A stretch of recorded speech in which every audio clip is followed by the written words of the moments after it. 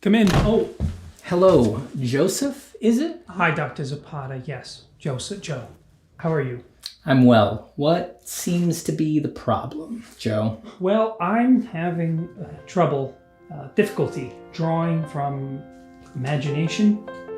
Oh, Joseph, just so you know, that's totally normal. Why don't you tell me a little more about your problem? Is it that you can only draw from imagination if you're completely alone? Doc, I can't ever draw from imagination. What about if you're completely relaxed? When I'm totally relaxed, I can't imagine a thing. I see. Joseph, it's important to know that even with severe cases like this, there's always hope. I can prescribe an experimental therapy called Form from Imagination. Form from imagination? It's early days, but clinical trials are extremely promising. Why don't you try this for 6 months and then check back in with me? Okay, I'll do whatever it takes. Did you just draw this? Oh yeah. Wow, it's amazing. Hey, Doc, do you ever have trouble drawing from imagination? Oh no. You wouldn't. I mean, you drew this. That's right. Wow. Form from Imagination is an experimental therapy and is not yet approved for use by the FDA. Do not use Form from Imagination if you are already taking any prescriptions for drawing from reference, working side size, or tracing photos you didn't even take. Stop taking Form from Imagination if you experience any of these side effects: loss of interest in your personal projects, megalomaniacal self-confidence, hallucinations, unless they're the kind you're hoping for, drawing better than Steven Zapata, or feelings that purchasing the course was enough and you don't really need to do the exercises. Call your doctor if you have stiff gestures, flat forms, or boring ideas to address a possible life-threatening condition. Full sketchbooks have been reported with Form from Imagination and medicines like it. Other risks include long-term art careers, too many clients, and being worth more than you're charging for. Call your doctor today and ask about Form from Imagination.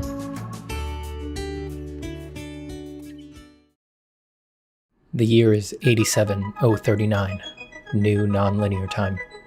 It's been 50,000 years since Steven Zapata's final art stream, but we still live in a golden age defined by the gifts his stream bestowed upon mankind. Faster than light travel, eternal life, Steven cloning, and the keys to a truly galactic human civilization.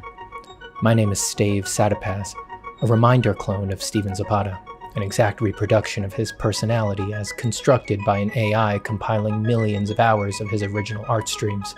By all accounts, I'm exactly like the original Steven's public persona, just more muscular, exactly as he would have wanted. I travel the stars on my light tracer, a dream of Steven. My crew is, of course, all clones of Steven. Some of my officers are reminders like me, but not all. Some are bioclones, and yet others are aspectoids, clones who, instead of trying to capture his full essence, amplify a particular portion of the original Steven's personality. We've spent hundreds of years drawing, exploring, and philosophizing while snaking our way through the stars, spreading the good word of design. But we've had another, secret mission as we've cruised the cosmos. I, seek information on the legendary originals, Steven Zapata's true drawings that he flung wide across the stars at the end of his life on Earth, never to be seen again. My crew thinks I'm looking for them for the same reason all the other madmen do, because they would be valuable beyond all reason. But they don't know what I know, that a critical mass of originals in the hands of a trained reminder can provide a psychic link to the original Steven mind. Once I collect enough, I'll be able to fulfill my destiny and achieve psychological continuity with the original Steven. And through me, he will live again to usher in golden ages of art forever. Drawing Ascendant, the eternal chronicles of Steven Zapata. Lasting Legacy 1, Epic 1.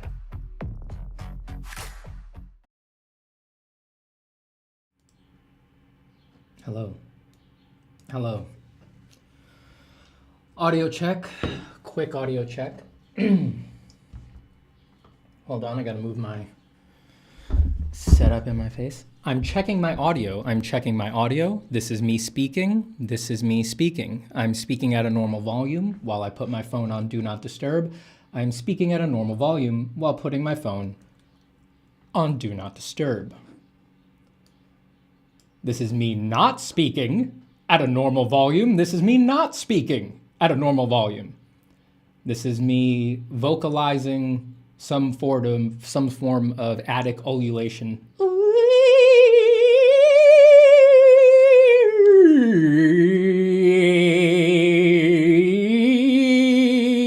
All right, we weren't peaking there. All right, that's good.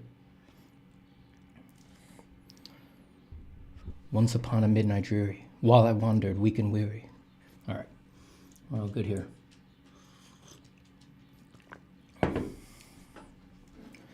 Hello, everyone.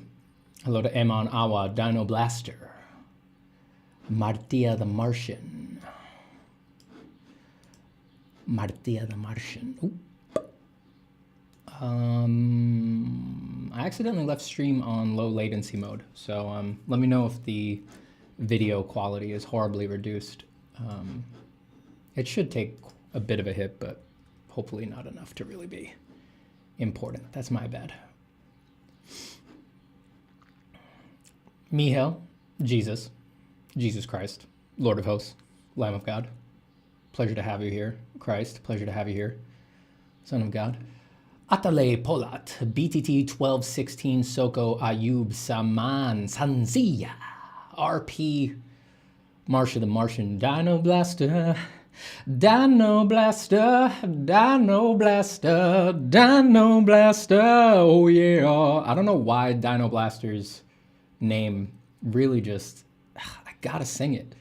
It's just so beautiful. It's such a perfect configuration of consonants and vowels. Hello to the deer, Sam Lamb.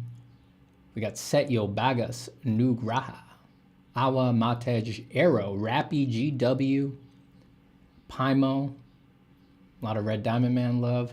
Red Diamond Man.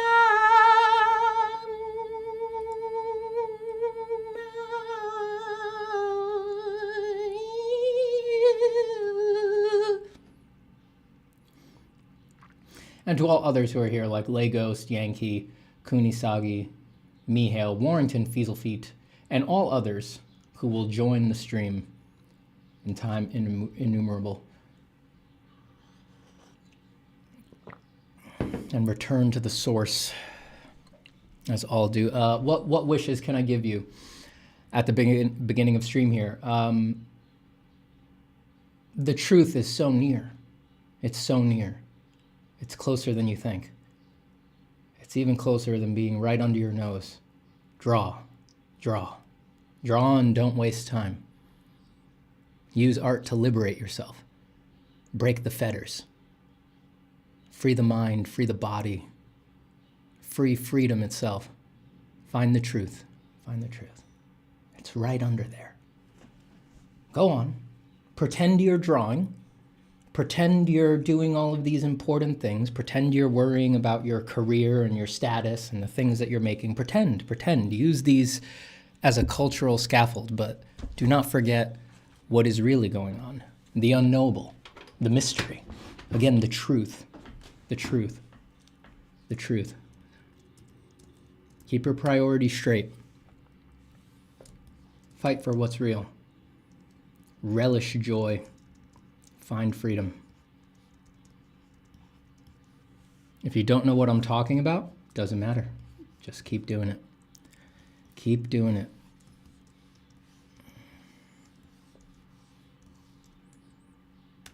One day it'll all make sense. Let's repair this little tongue here. Too red, I think, that tongue, but we'll color just that in a bit. How's everybody doing?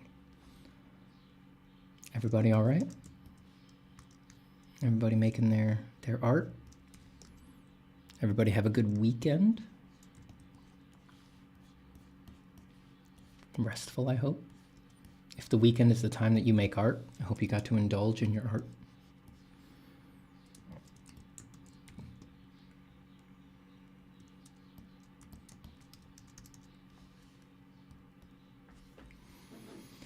Have you ever participated in Inktober, Stephen? Says Autumn Rose. Yes, I did 2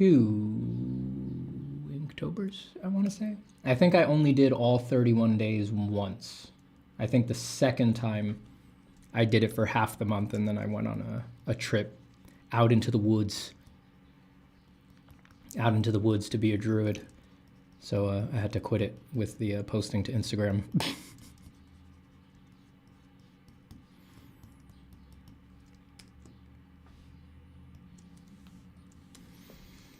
Steven, what do you think of the Orca War or liberation against yacht owners? They have attacked hundreds of yachts. Get 'em orcas, slay orcas. Fish the rich, dude. I don't know, what am I supposed to say?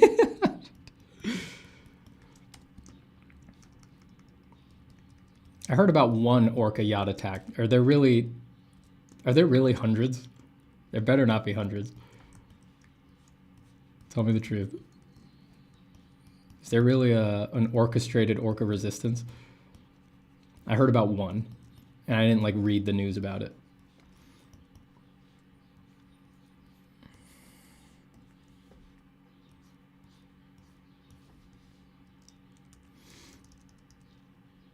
Yes, hundreds? Oh my God. That's pretty interesting. That is pretty interesting. I'm gonna have to look into that. They are saying one is teaching the others how? Yes. Yes.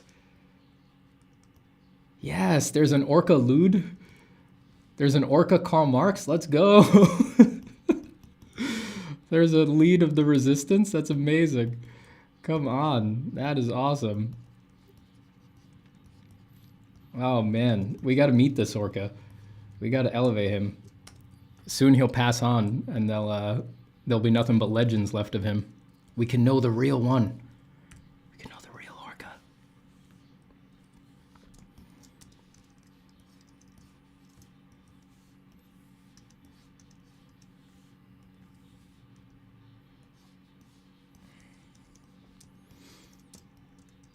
They go straight for the rudders? That's awesome. Dude, I'm sorry. I'm sorry to all the yacht owners who listen to this stream, but if orcas destroyed your yacht, be honored, honestly. Like, quit your crying, all right? Stop focusing on your $400 million mega yacht with twin turbo engines and your giant poop deck that's so big that you can play shuffleboard and cornhole at the same time, and your live-in chef, 5-star Michelin rated chef. Forget about all that. You're focusing on the wrong stuff. Do a double backflip off of your fucking backboard into an orca's goddamn mouth. What, I mean, you just run some fucking software company. Like, who cares? Like, the orca blowing up your yacht is the best thing that ever happened to you. No one cares about your software company. Nobody cares about your software company. Just shut up. Shut up and feed the fish, baby. I know it's not a fish, Colin. It's just funner. It's just goes better to say feed the fish.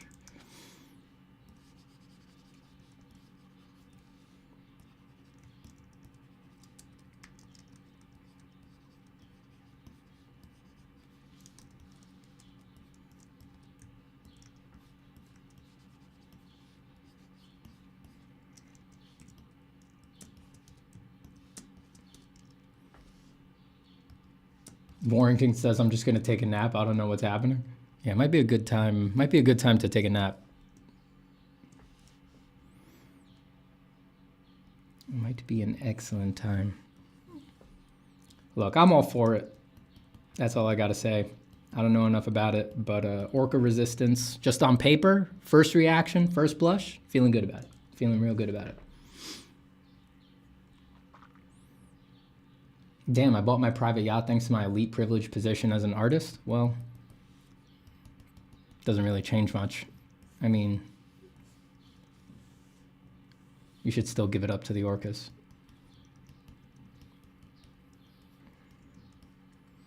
Just let them sink it, Holmes.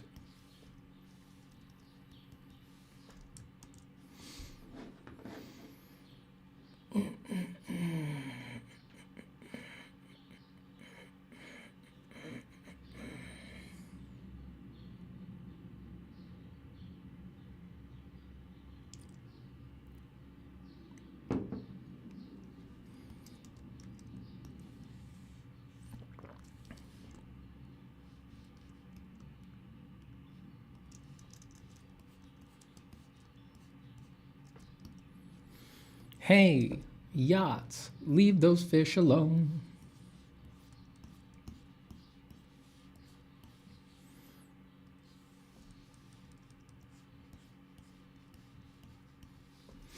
Vale says goblin shark. Yes, the coolest of all sharks.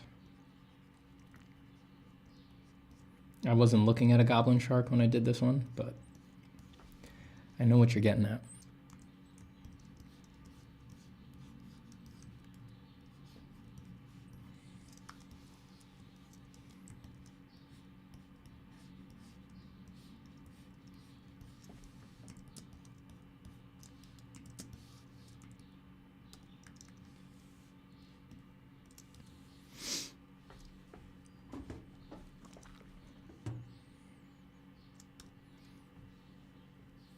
Why is everyone on this orca thing? Dude, how could you not be? I mean, I just got on it, but now it's the most important thing in my life. Come on, the fish are revolting. They're attacking the mega yachts. How could you not care? That's awesome. That's awesome. That is so cool. This will probably resurrect the shark attack genre. Someone will make a horror survival movie where it's an orca sinking the ship that the teenagers are on, and then it like stalks them in their little life raft. You know, those movies, they can't really go 80 minutes tops. That's what I would say. Keep it tight.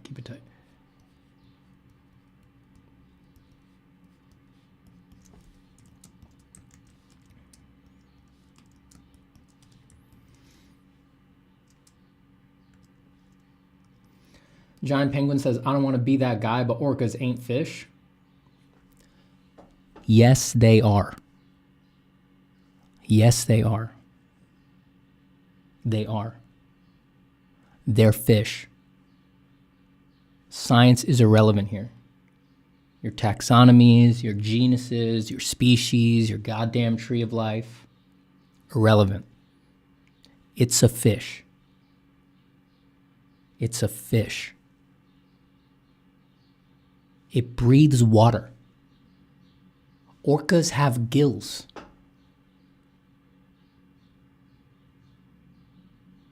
They lay eggs, not live babies. And they don't have orca nipples. They don't have long orca nipples for little babies to suckle on. They're fish. They're fish.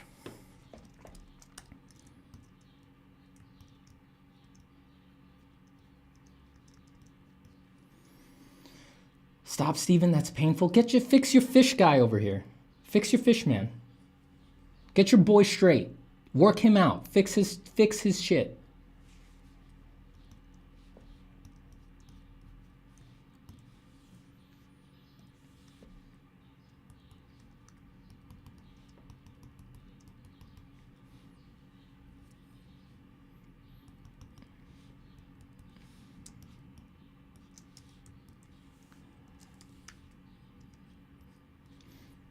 Orca nipples, what? Long what? Long what? Orca nipples here. We got your long orca nipples here. Come and get your fresh, hot, long orca nipples. Long orca nipples here. Hey, orca nipple man. Over here. Let me get 2 long orca nipples. Ayo, here we go. Let's put in the sauce on it. Pitches it behind his back. That'll be $3.50. Here's 4. Keep the rest. Love you, long orca nipple man. Love you too, sir. Long orca nipples here. Long orca nipples here.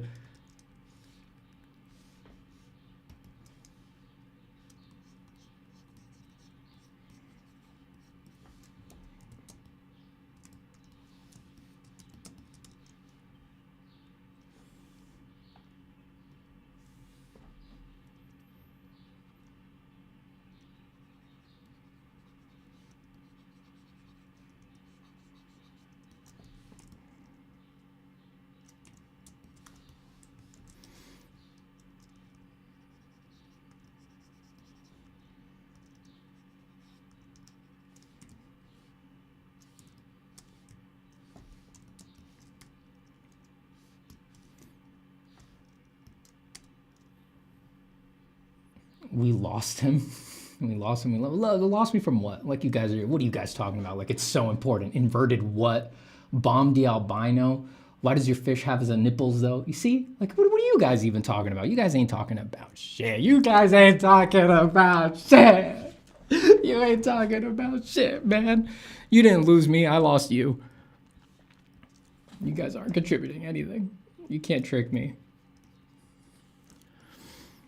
I know you guys ain't got nothing going on. You guys aren't talking about anything important. You guys should quit all your little tippy taps. Get to drawing. You want to send me a message? Lay a piece of paper on the keyboard. Draw on top of the keyboard, on the piece of paper, draw your little anime character or your new portfolio piece, and you just send me whatever nonsense you write on the keyboard while you do that. Then I'll be happy. Then I'll know something useful is happening. Then I will know that I've contributed to the world. Instead of wasting my time with this orca nipple stuff. Instead of wasting my time with these long orca nipples. I'm sick of it. Stop making me think about fish nips, man. Stop making me obsessed about how fish have nips, dude. I don't want to think about it. I don't want to think about that. You guys are sick. I'm in my chat's prison. I'm in a chat prison. It's like, oh, I got to stream. It's like, my chat is gaslighting me. They're like, Steven, think about fish nipples. Think about them. It's like, no, please. I just want to focus on art. I just want to have sophisticated and philosophical thoughts. And they're like, no, fish nipples, Steven. God damn it.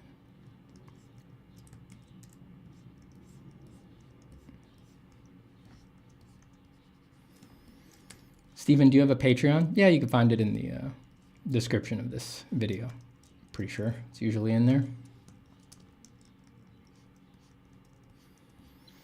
Reminds me of Alien, but with a fish instead of a whatever it is supposed to be. Yes, definitely. While I was doing this one, I started this one on my iPad over the weekend while I was at my in-laws for Father's Day. So a couple mornings I stitched this thing together. I was thinking of Giger, of course, the Xenomorph, Dan A. Peacock, his recent work, and Shadow over Innsmouth. But there's probably a way to categorize my whole existence where you could say technically I'm always thinking about the Shadow over Innsmouth. So that's not really, that might not even really be worth putting on the list.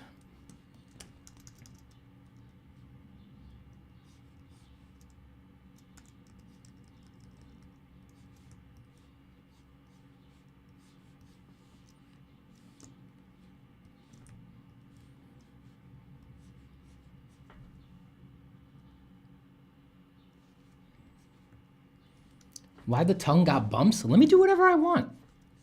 Let me do whatever I want. If I want the tongue to have bumps, it's got bumps. What's your problem with bumps? That's the better question. That's honestly the more interesting question. Why even notice bumps? Why care about bumps? What's your problem with bumps? You know your tongue has bumps. You ever look at your tongue? You ever get up on it real close, stick it out, put it on the mirror like, wah. It's like go to the bathroom and go, wah. And just get real close to the mirror and look at it. It's disgusting. You got all sorts of stuff on there. Bumps, veins, ridges, little cilia things just like reaching out. Like, this, honestly, I bet you 100%. If you took what I got going on right here, a picture of this is a screenshot of this, and you put your tongue in high resolution next to it, 10 out of 10 people would take what I'm going on here over your tongue. I promise you that. I promise you that. The reality of what you've got laying at the bottom of your mouth like a wet leaf right now is way more hideous than what I have drawn here. I can promise you that. I can promise you that.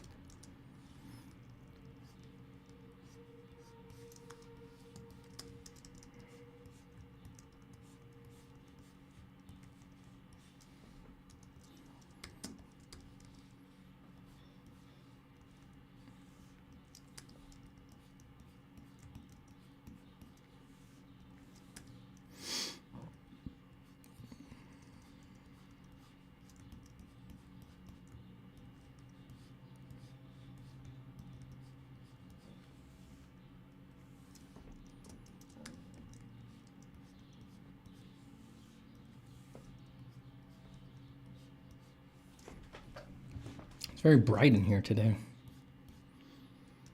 Hard to see my screen a little bit.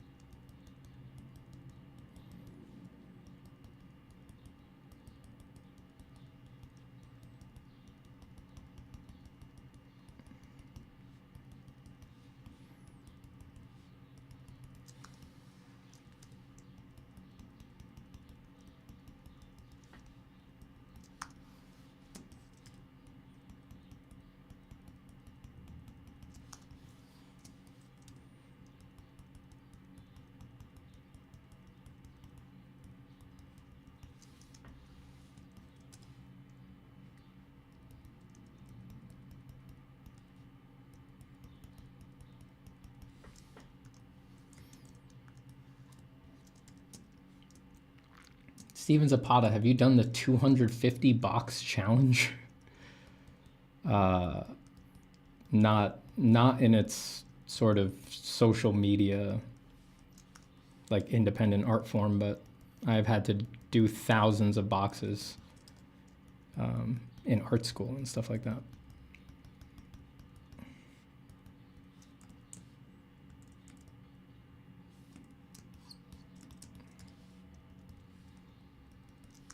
In many different mediums, at many different scales.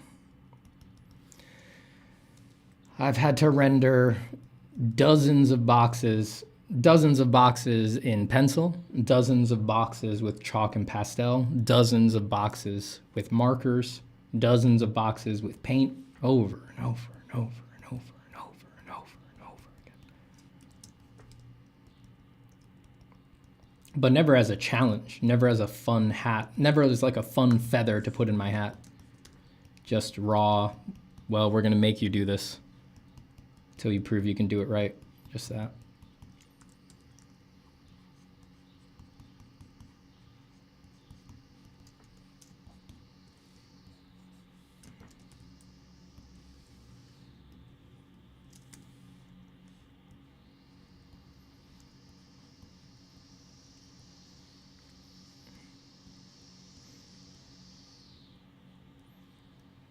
Oh, good. The leaf blowers are here. Right on time for my stream. Excellent. Oh, good. I would do something about it, but I don't think you guys even care.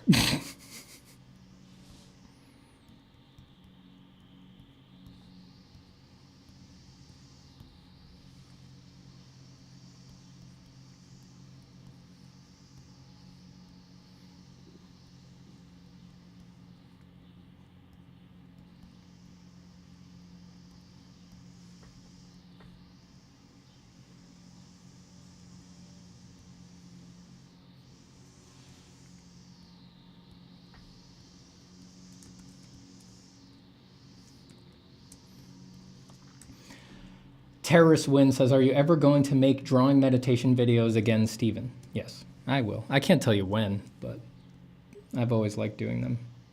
They will return. I'm only one man.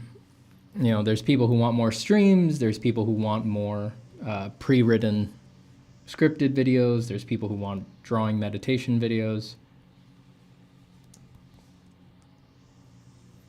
Everybody wants a piece of the old Steve. And I like doing them all, and I would do them all. Just time management, that's all.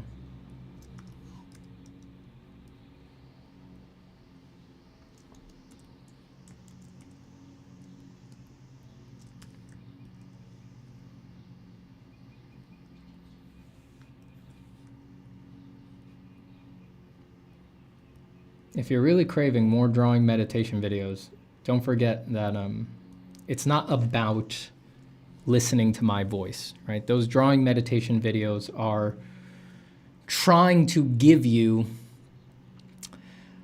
a framework and a scaffold for your own internal monologue.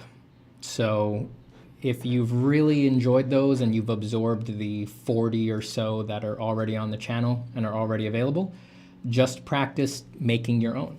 Practice making sure that even without my voice going in the background, you can remind yourself of the truth as you work. Feel it strongly. Live it as you work.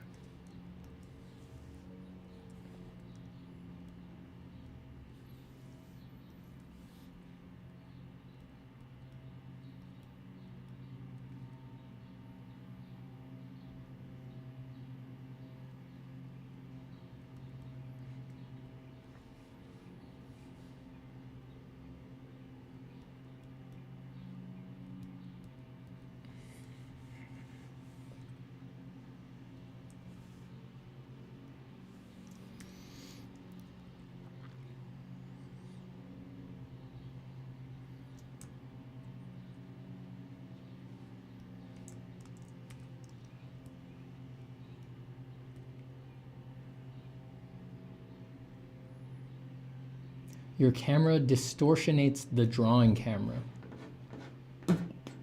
What, is my green screen visible? Ah, maybe a little bit. Let me just go in here. Filters. 1 second. That looks good. Ah, this I like. This works for everybody, right? Everybody likes this? This isn't distracting, right? All right, we're just gonna stream like this. Very good. It's the lighting in here. Let me turn on another light. That'll help.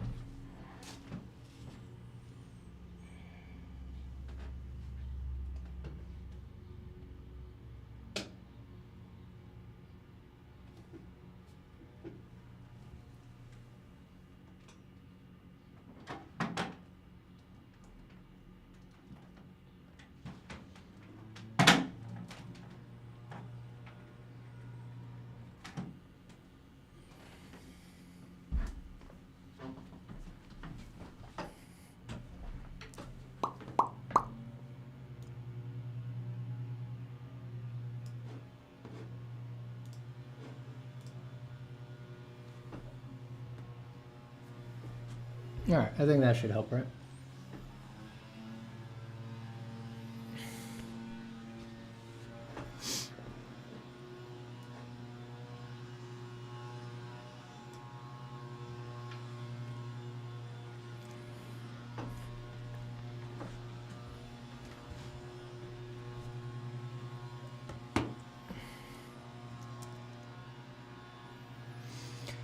Hello, Mr. Kuzel. Mr. Kuzel.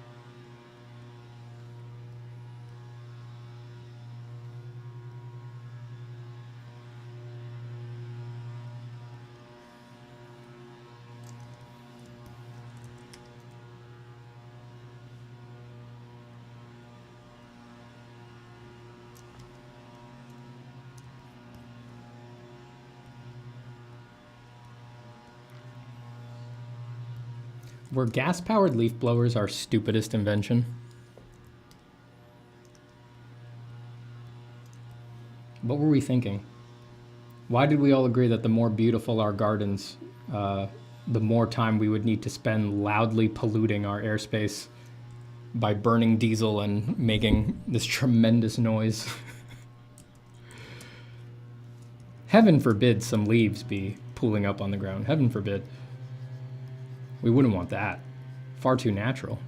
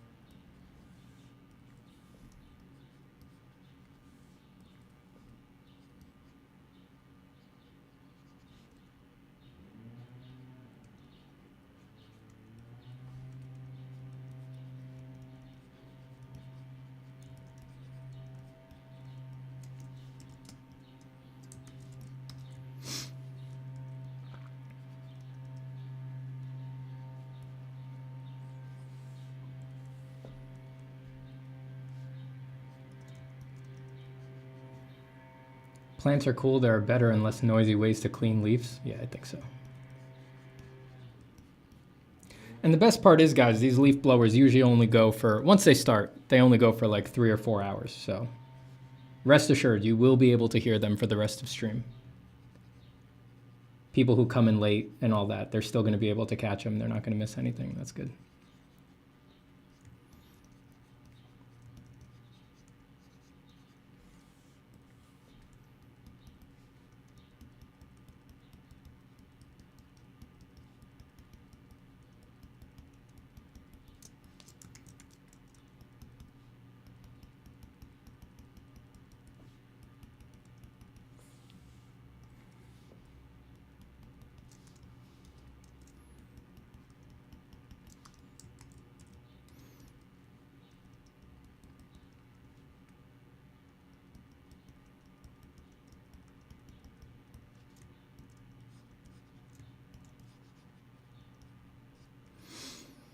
Are leaf blowers an American thing? Nobody uses them in Europe? Knowing us, probably.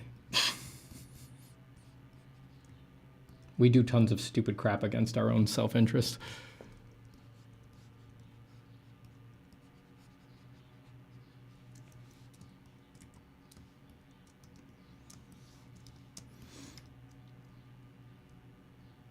Colin Gallagher says, Steven, just because I want to be rude, can I ask how old you are?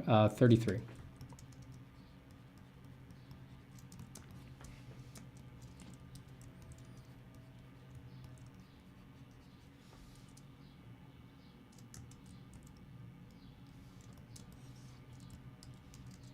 Usually people ask artists that so that they can use the age as a competitive benchmark or as a way to sort of soothe themselves. Like, oh, thank God, Steven's 33. I'm younger than him. There's no expectation that I should be as good as him already. Oh, thank God. Whew, that was a close one. And that's fine. I just want to remind you that if you went back and look at the work that I did at your age, you would it would ruin your life. You would be despairing. I mean, it would be heartbreaking. So don't go doing that. If you want to use it as a way to soothe yourself, do yourself a favor and do no research. Do no research.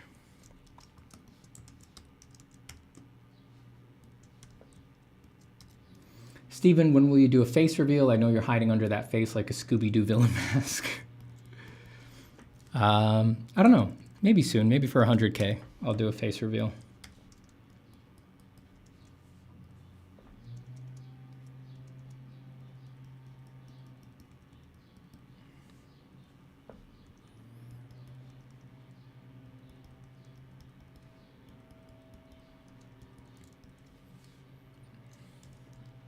feel like I can trust you guys at this point.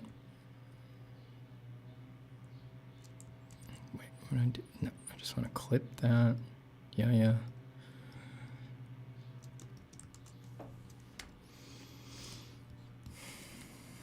Steven, are you interested in the new upcoming Indiana Jones movie? No.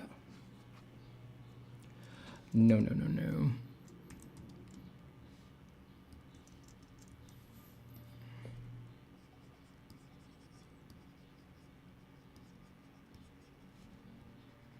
With most stuff like that, it's like, you know, I saw the first 3. It's like after that, it's like, I get it. We're good. I mean, I won't scoff if I wind up at a movie theater seeing it, or someone wants to watch. I'm over someone's place and they want to watch it. I'm always fine with doing it in those contexts, but no, there's so much other stuff to be interested in.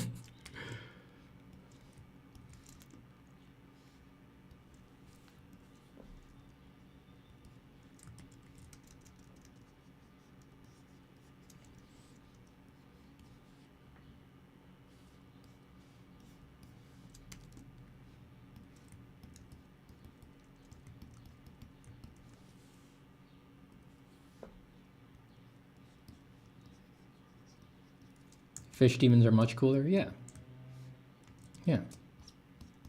Why waste my time watching another reboot when I could be contemplating long orca nipples and fishermen's? Way more fun.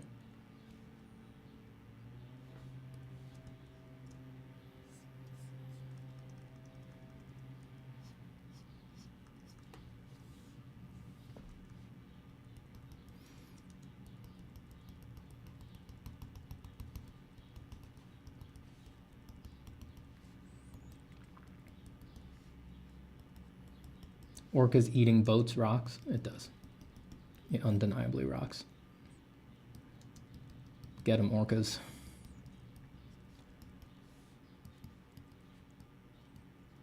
Go on, go get 'em.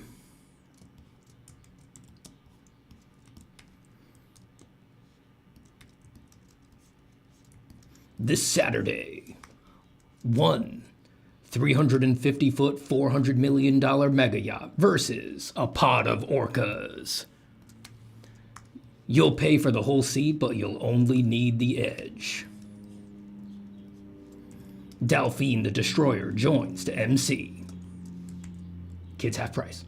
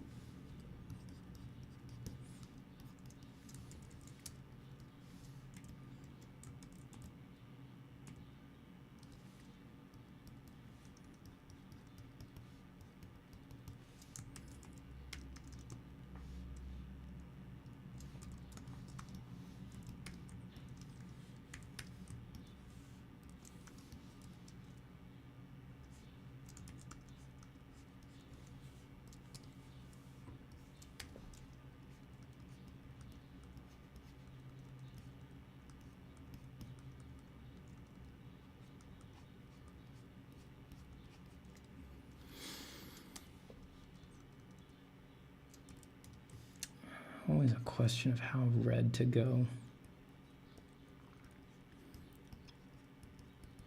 It's like you often want to push into a more saturated red, but that naturally gets warmer. And it's like, do you want to keep it warm? Do you want to keep it cool red so that it harmonizes a little bit with the purples and the blues around it? Or do you want to go for that red? Always hard to know.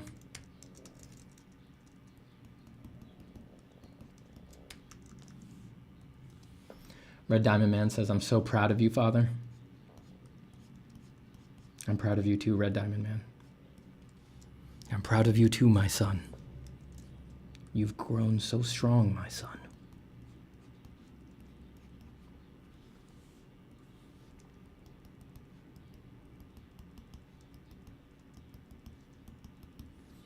In my Father's house, there are many rooms.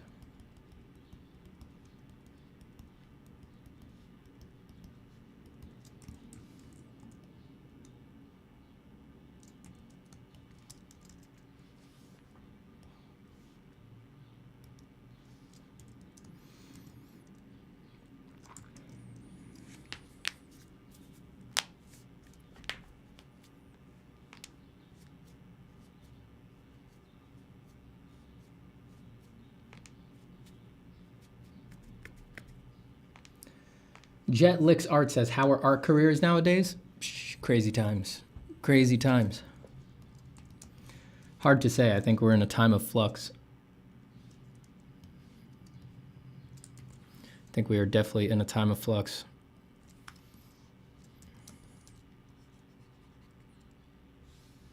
Ask me again in 6 months.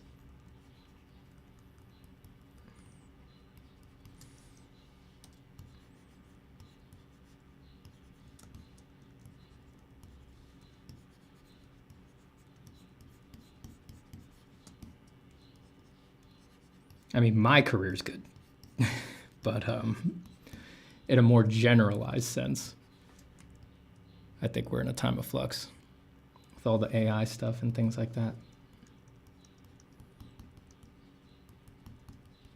I think things are something's gonna happen.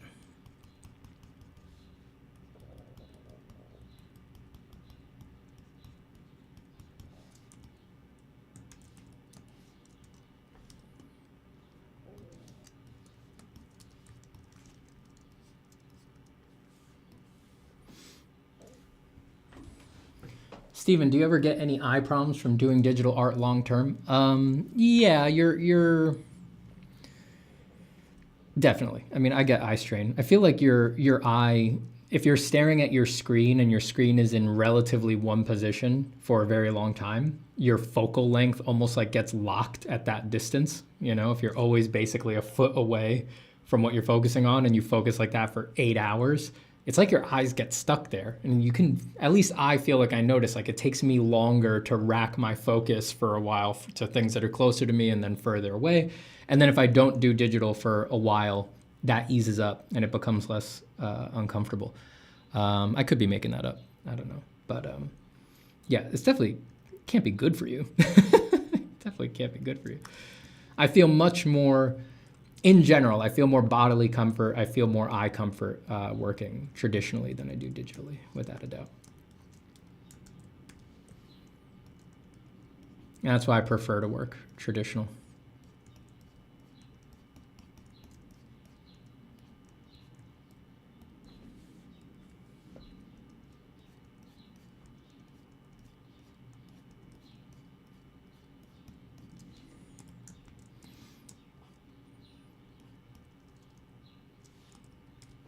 Maybe wear some of those glasses that block blue light. So I've tried those and I've never noticed an improvement. Maybe I bought ones that were too cheap, but I even bought like mid-range ones that weren't like bottom of the barrel, cheapest stuff, even though apparently if you research it, even the cheap ones are doing it. I never noticed an improvement. And I think what I described, it being about like your eyes getting locked at a particular distance, it's not about like the bright light sort of blasting your eyes, which I think does also contribute something. But I think most of my discomfort comes from that focal laziness that occurs, which the blue light glasses, if that is the case, if that is what's hurting my eyes, the blue light glasses wouldn't help with that, right? It's like a different concern.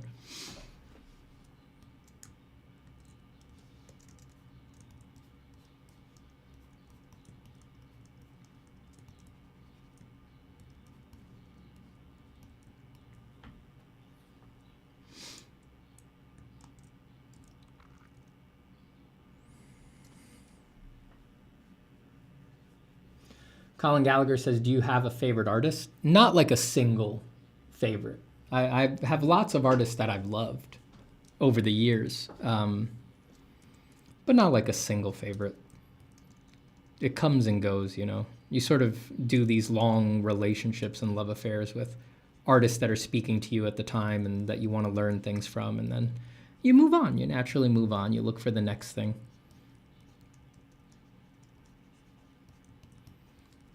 You just get you learn what you need to learn from them, or you really, you know, sort of know their work inside and out, and you find something new, you get excited about that.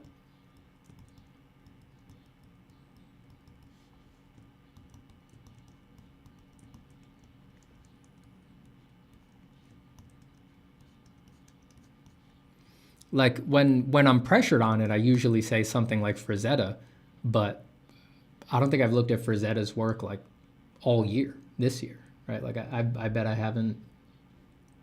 I don't have a memory of looking at Frank Frazetta's work this year, since back in January, all the way to the beginning of 2023. So he's a favorite, but that doesn't mean that I'm like always looking at their work or something like that. Like they've been very influential to me in the past, but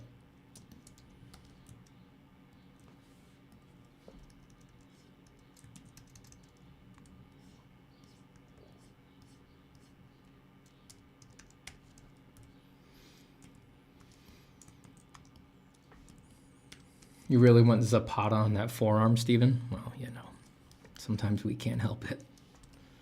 Sometimes we can't help it.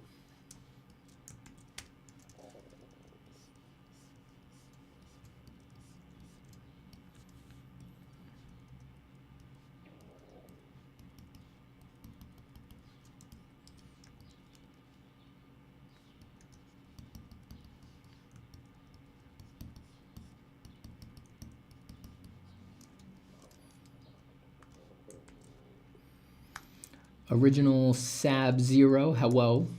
Yeah, like when an album drops. Yeah, you know, just you follow your interests. You follow your interests. Frazetta Stream 1 turn his famous paintings to goblins. I think Frazetta paintings have enough goblins in them. I don't really know if it would be that much of a difference.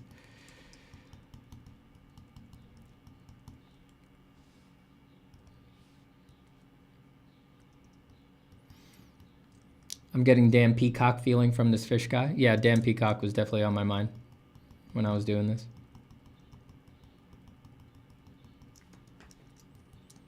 I wasn't looking at Dan's work, but I had seen it recently. Not like seen it for the first time. I've known Dan's stuff for a long time, but I just like recently bumped into it somewhere, so it was fresh in the mind.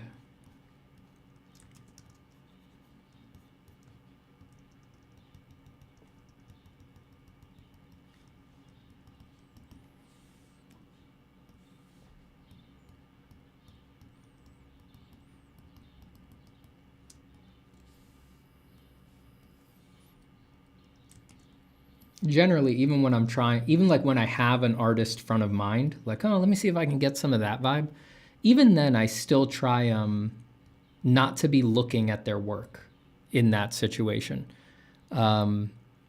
Solely for the fact that from experience, I tend to be better at capturing the memory of what I think that vibe is. I actually tend to do it better if I do it just on my own, just from imagination, rather than having their work open while I do it. Because, and this isn't going to be the case for every other artist. Other people will find the exact opposite to be the case. But for me, if I have their work open, I just obsess about surface stuff. And the surface stuff is almost never what makes someone's work feel like their work. And just through lots of experimentation, I've found that I usually get closer if I just work from my memory of what they do. That just lets me be free to work naturally and to just think about the overall nature of the picture.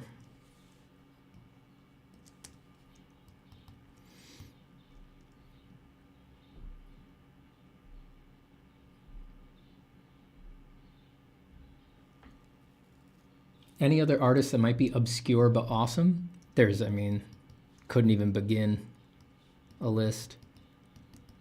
I mean, most artists are really not that famous, you know? So even if I said like my artists who have influenced me the most from within entertainment design, who are really legendary, like even if I say Craig Mullins, lots of people will not know Craig Mullins.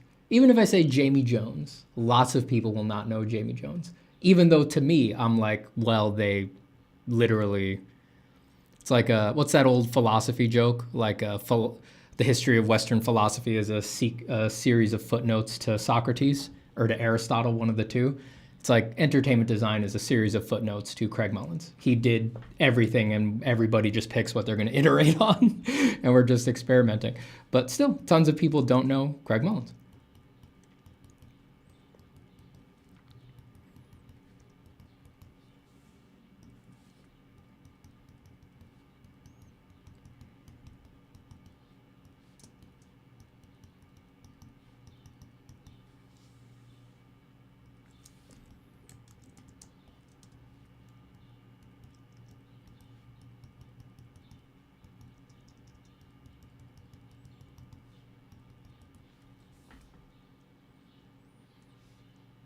Having a bit of trouble seeing my screen just because these values are very dark and it happens to be quite bright in my room right now. Hope I'm not making any terribly irreversible value judgments here. We're digital, we should be good.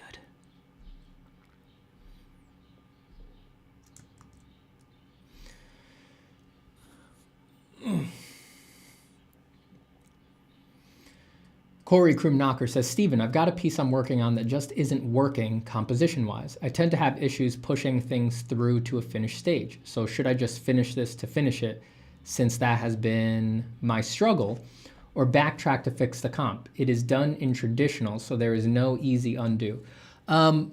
Especially if it's traditional, I would push through. I usually, I would say, like, if you've done 50% of the rendering or more, you know, which is a very fuzzy thing to say, right? But if you feel like you've gotten halfway there, most of the time, if you're gonna go back and redo the comp, for most people, that is a gateway to just never finishing the piece. You're just gonna quit. You're just gonna fix it, and then you're gonna bail, or you're gonna do something else. It takes quite a bit of discipline to restructure it and then retread that ground for most artists. I can't really do it, right? And I've been doing this for a long time. So for most people, I would advise push through and apply the lessons learned to the next one, especially if it's in traditional,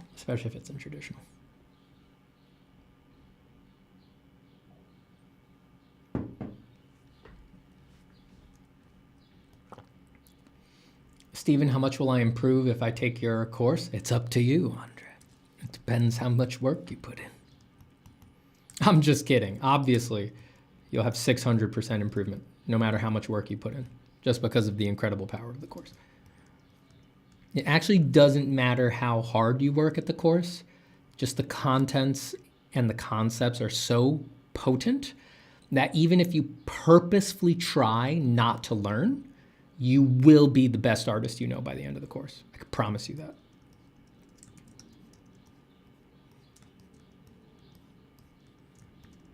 I am fucking around, for the record. I am fucking around.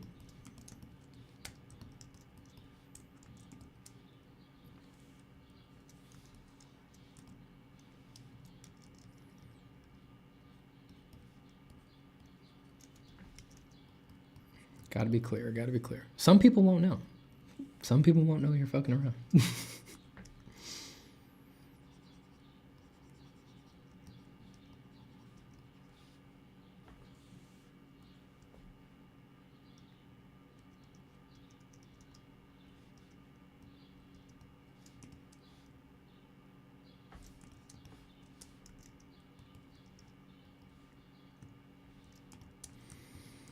Let's figure out how we're going to get out to these abs over here.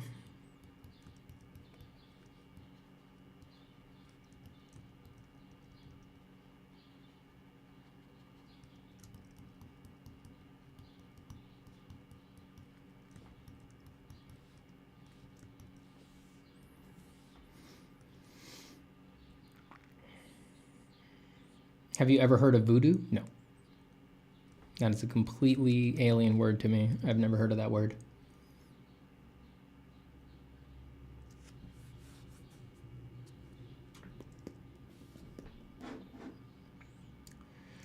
Jay says, Steven, what is your advice for spreading yourself too thin? I find myself trying to learn anatomy, prop, and environment. Unfortunately, I feel equally interested in everything. My usual advice, people who have been around here for a while will know that I don't think you should spread yourself thin. I think you should only learn and study the things that you're most interested in. But yeah, you're in the problem situation of being too interested in everything. Some people, not some people, a lot of people need to just go through a temporary phase where they try everything a little bit to sort of get it out of their system. And then most people, I'm going to say 99 out of 100 people, find that they are not equally interested in everything. So you might just be in that stage. You need to go through, try props, try environments, try vehicles, have your little love affair with them, and fall out of love with them. And then you will find the ones that rise to the surface that are really the things that you can stick with and have the most interest.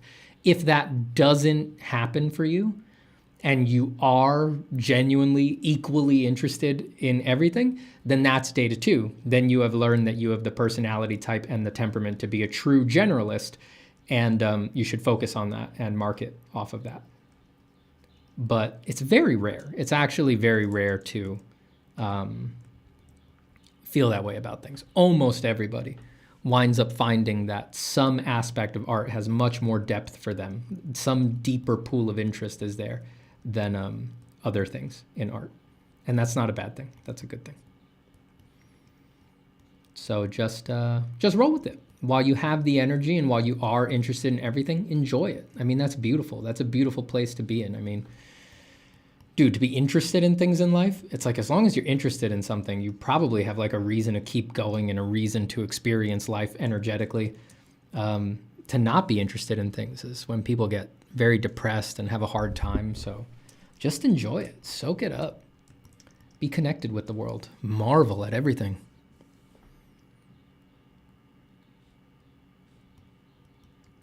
And when it changes, just accept it. See how it transforms.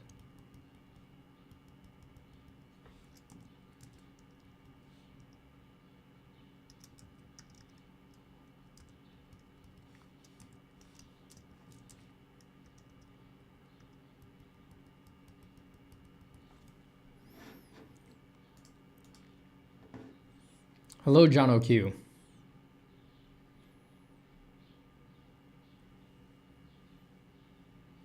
Steven, how to get started on learning how to render? The rules of light. Learn about how light works. Just science stuff. Just learn about photons, light tracing, like ray tracing style thinking. If you don't know that stuff, rendering is always going to become a sort of series of shorthand rules for you. You know, you should have some basic vocabulary like diffuse reflection, specular reflection, things like that. You should understand those things. You should be able to say what's the difference between a diffuse reflection, a specular reflection. You should know the modeling factors. There's 12 of them depending on, well, it depends what list you're going with, but there's 12-ish of them. Learn them, understand why they occur. And I mean understand, like why they're not just random stuff people made up. Like they get produced by light because of physical laws. Understand why the physical laws produce those effects. And then you'll be good to go. And if you need help with that, you get the course. You get the course. You get the course, of course. But it's nothing secret. It's all out there. You can learn it on your own.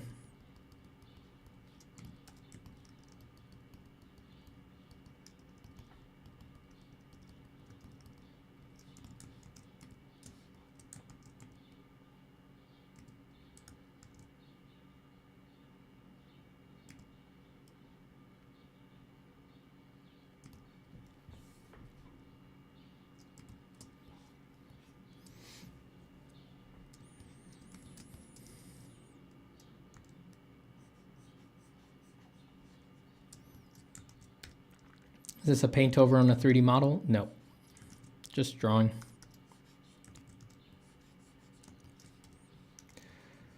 Just good old-fashioned drawing and painting.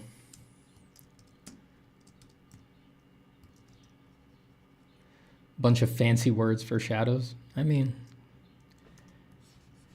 if that's how you want to view it in your practice, there's always value in keeping it simple, but the modeling factors are not fake or anything like that. They are there. They are the natural result of the way light interacts with forms. Form is created. The illusion of form is created by the modeling factors. The less modeling factors a form is designed to show, the less three-dimensional, the less formy it tends to look, even though it can look pretty formy, even with just a couple, just light and shadow. You can stack the cards in your favor if you use more of them, design for more of them. Arrange the picture and the form such that they display the modeling factors more clearly.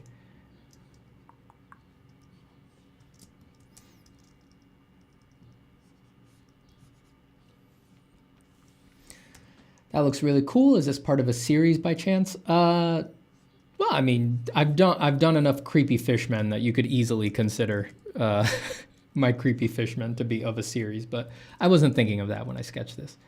I was just working. I do a lot of creepy fishmen. Love a good creepy fisherman's.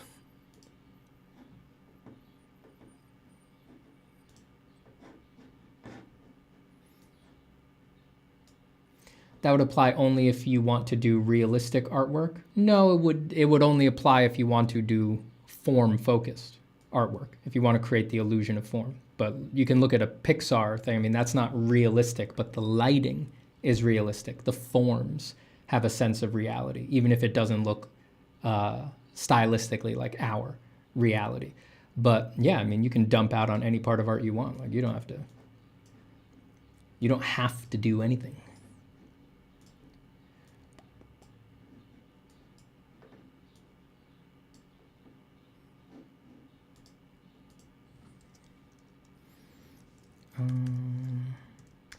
Searching for an old creepy fisherman picture.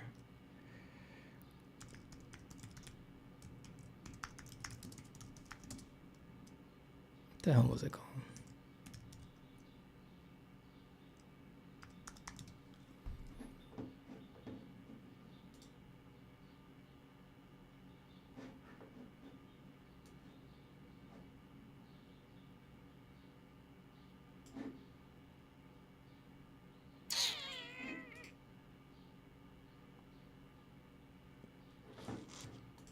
Yeah, not sure where it would be.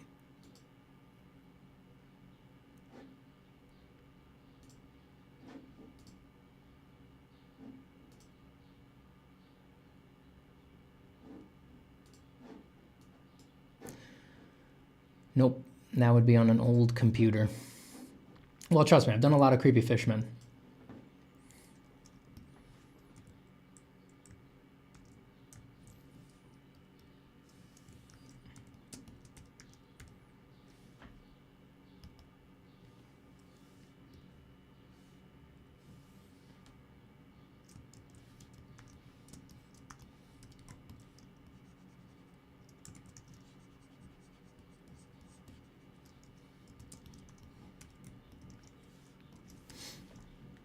Steven, have you watched James Lee's animated video Chilling with Your AI Homie yet? No. It actualizes some of your stated concerns about where the world could go in terms of guided content. No, I have not. Was it you who told me to watch it earlier? I have not checked it out yet.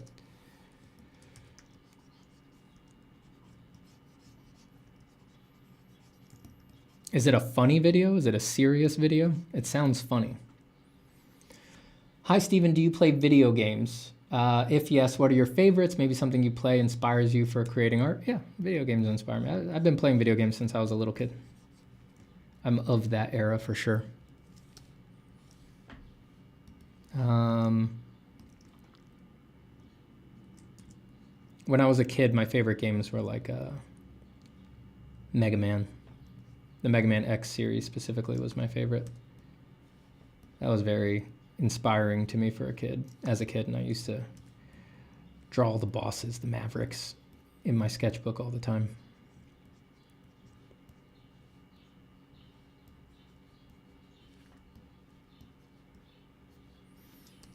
These days, well, I don't play as much as I used to, but Bloodborne, always a favorite.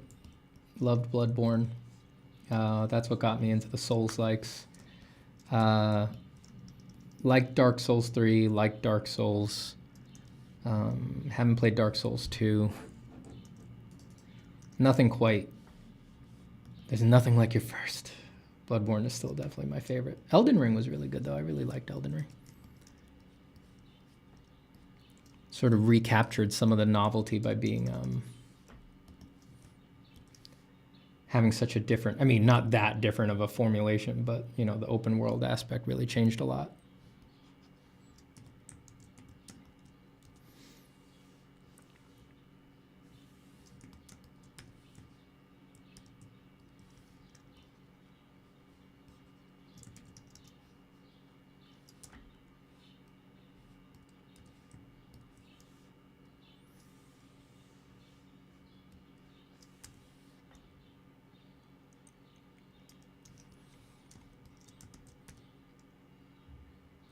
Mega Man X or X4 was the best one. Mega Man X, the first one, will always hold a special place in my heart. I was always a big fan of 3. That game was insanely hard. At least it was when I was a kid. That was like, of that era, 3 was really like, there was just so much going on.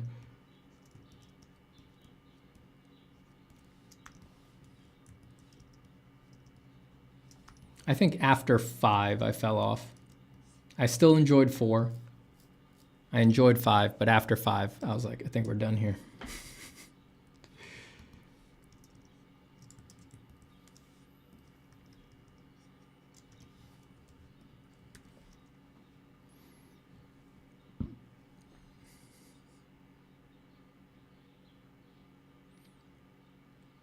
Nate G says, Steven, I'm guessing you've watched The Northman. Yes, I have. Saw it last week and really enjoyed it. Perhaps not as much as The Witch or even The Lighthouse, but the mythic structure was neat. Yeah, I saw The Northman. I thought it was good.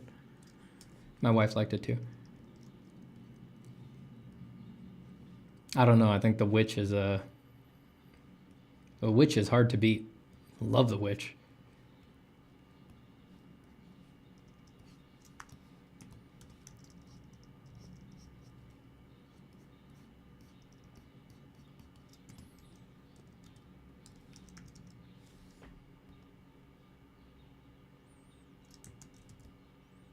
Might draw another one for a bit.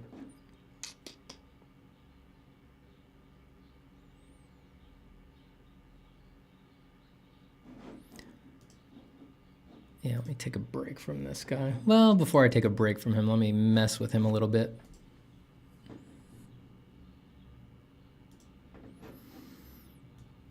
Let's just see if messing with some adjustment layers makes us think of something differently.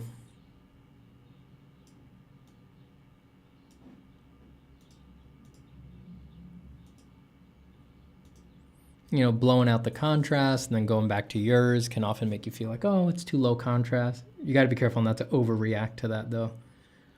So then you can sort of overcompensate and blow the thing out.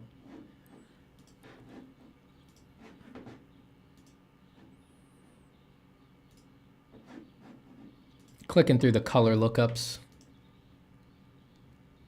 can help you sort of evaluate if the colors you just kind of instinctually picked are could be better, could be more harmonized, could have a more severe design to them. It's always just fun to see the piece after you put a bunch of work into it, kind of see it transform. I don't hate that. I love when stuff looks dark and monochromatic like this. I mean, it loses all its punch, but there's something I like about that. Looks like an old faded photograph or something.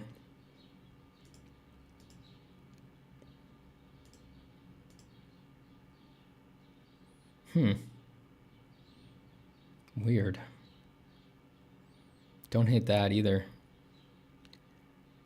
So replacing the blue areas with total monochrome is kind of interesting. Don't hate that either.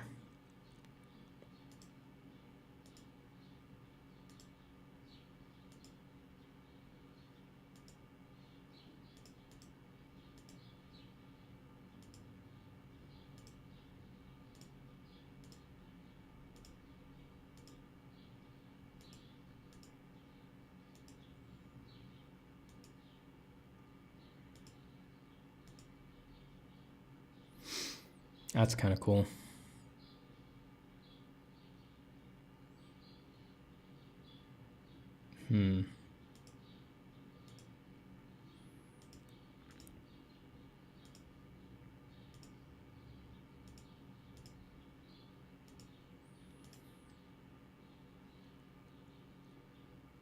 Yeah, this is always fun to do, and it does spark ideas, but take it from someone who has spent a lot of time futzing with digital files with filters and stuff like that. Don't overreact. If you find something interesting, a lot of the times you're reacting to the novelty of it in the moment. You know, the fact that it looks different is letting you see the piece as something new when you've been looking at it the same way for hours.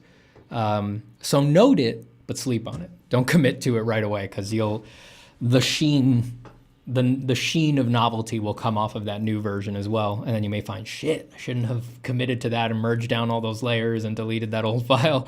I wish I had my old pass back. Interesting. Interesting stuff.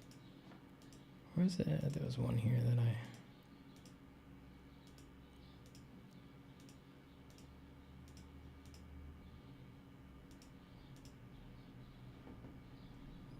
was it Drop Blues? Yeah, that's kind of interesting. I'll just leave that open to remind me of that. Let's do some gradient maps.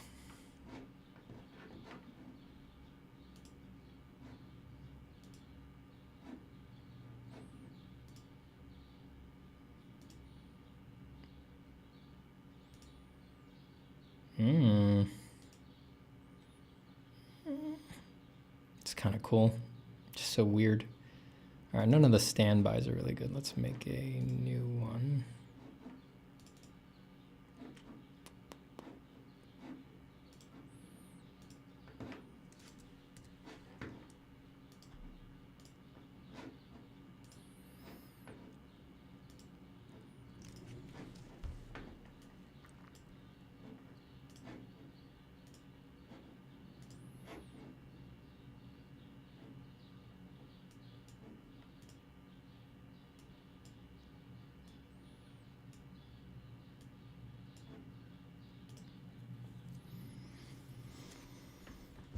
When you turn up the brightness and contrast, it looks like a prisoner's photo. Yeah, if you mess with the filters and all that, you kind of wind up going through all these different typologies and vernaculars that you'll find vaguely reminiscent of something. It's like all of the various value and gradient ramps, they strike upon something inevitably.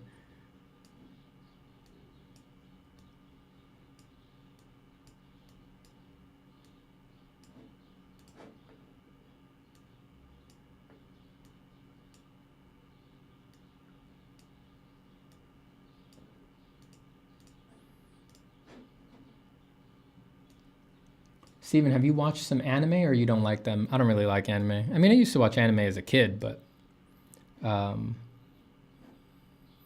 stopped watching it after,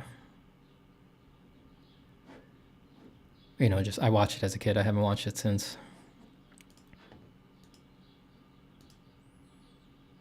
I don't like them generally. It's not for me.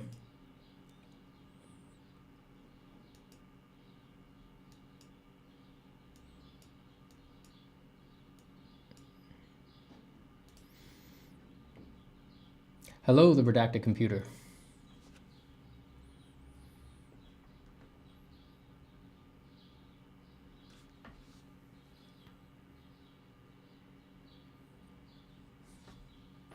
Your base work is so good that messing around with all those values still results in something cool one way or another. Yeah, it's fun. That's why it's fun. Yeah, but it requires a good amount of, you got to have good work in it already. Whoa. Just LSD trip version. Something that you would see phase through your wall on a trip. Ah!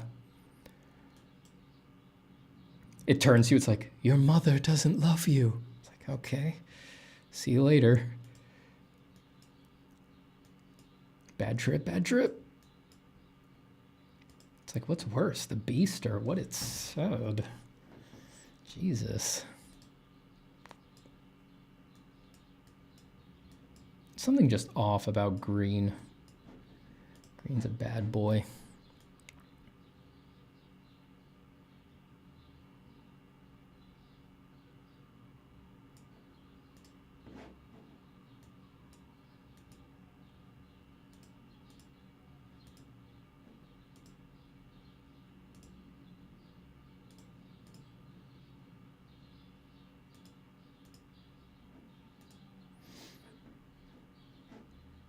Ugh, green. That's right, Magnus Marshall. Green is very bad. Let's bring these blues in earlier, so they show up a bit more. And nasty, nasty stuff, people. Truly hideous. A piece only a mother could love.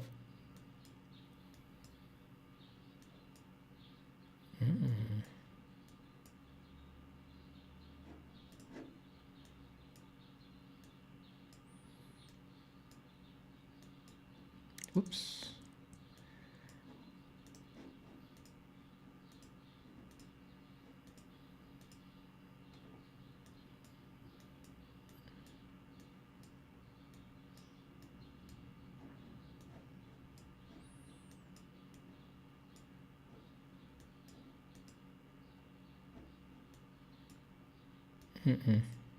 No, no.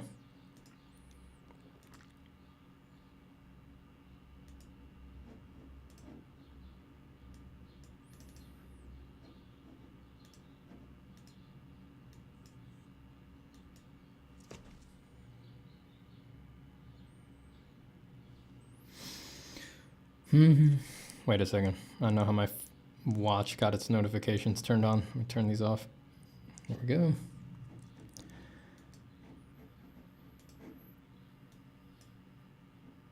All right, I don't know about that. I don't know about that.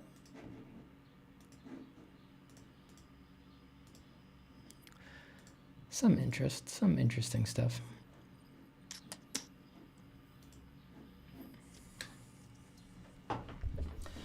Daryl Grant says, the number of odd fishmen you draw makes me think that you might have had a similar scary dream about one when you were younger. No, I'm not really inspired by dreams or anything like that. I don't really have super vivid dreams. I think I spend enough time dreaming day to day while I work that my brain is not really interested. And when my dreams are interesting, it's usually not because of like a thing in them. There's no cool monsters or anything like that. They're usually interesting because of emotional stuff or something like that.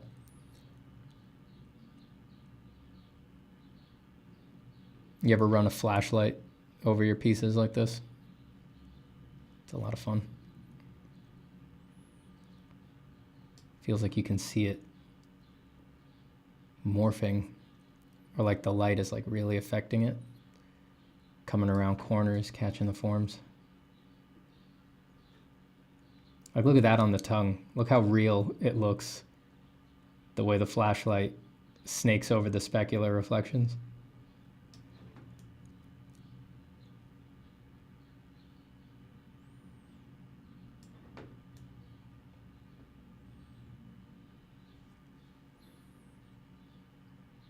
This is just fun.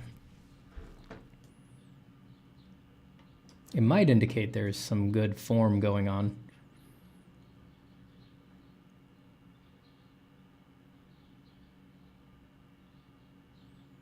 Yeah, that looks very interesting when it does that.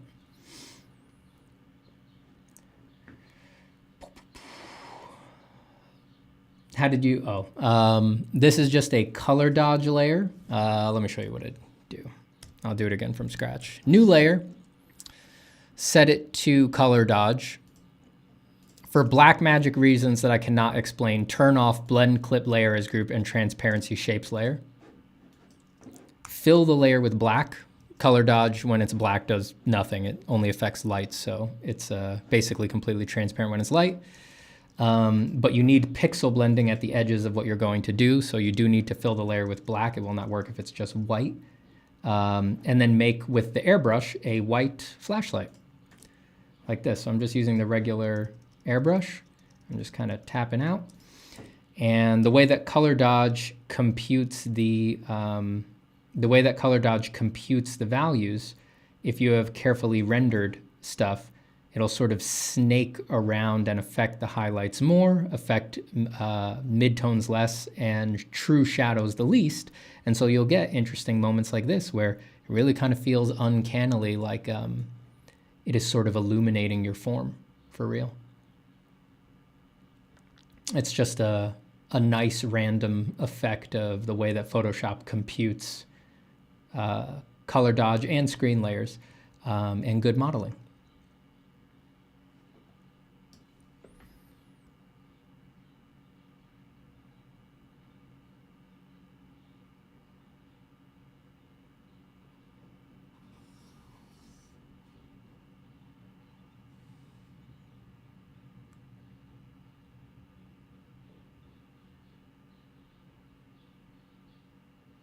Yeah, kind of fun. Try it on your pictures. Sometimes you learn something from it. Sometimes you'll see an area go completely flat and you're like, all right, that could have more form on it or something like that.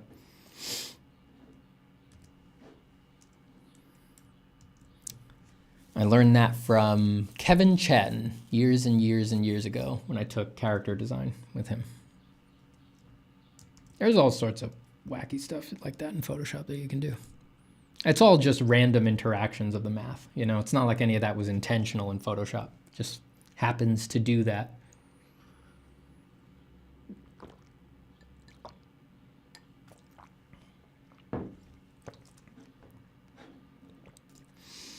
Sorry, where were the settings to turn off one more time? If you double click the color dodge layer, so I have mine set to automatically turn them off. Let me do a new. If you make a new color dodge layer, it's a new layer, you set it to color dodge, you double click it. Photoshop has these two settings in the layer style pre-clicked, unless you have a special color dodge pre-made thing like I do in Layer Factory. But blend clip layers as group will be clicked on, and transparency shapes layer will be clicked on. You unclick them if you want to do that effect. You know, it's difficult to explain what the math is that's going on here with those two effects. But if you ever find that your color dodge looks like shit, I would recommend going into the layer style. And if they're on, turn them off. And if they're off, turn them on. Because they do different things depending on the color range that your color dodge is happening in. Because color dodge works better with some colors than others. Like color dodge does really well with yellows, oranges, steely colors like grays and pastels and stuff like that. And color dodge looks like crap for reds and things like that. Reds and purples, I would recommend if you're trying to highlight stuff like that, use linear dodge, which is called add in other programs.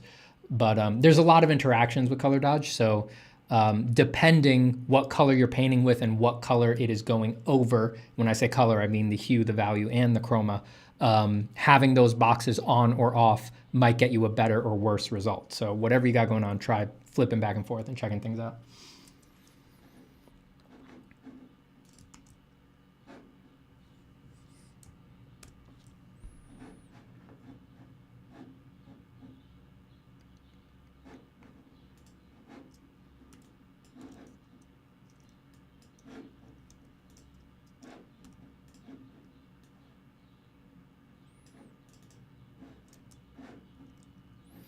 Where did you get the chromatic circle? That is a plugin called Coolorus.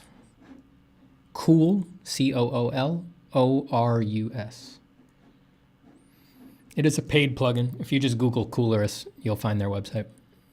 It's not that expensive, and you pay for it once, and you just have it. What was I going to do? Right, I was going to do that. And, of course, it never puts the one that I want on the right side.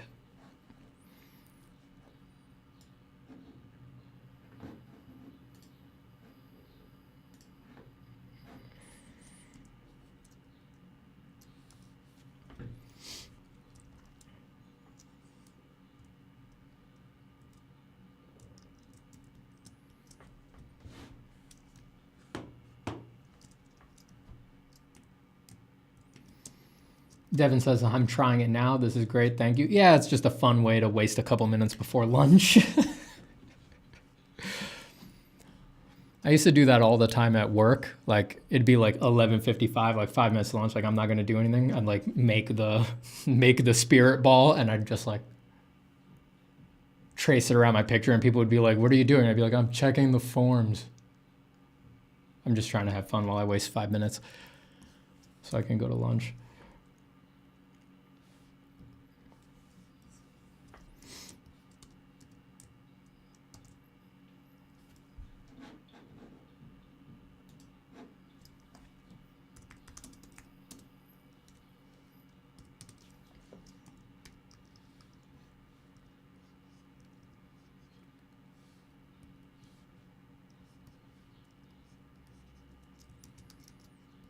I'm going to do that all day at work. Good.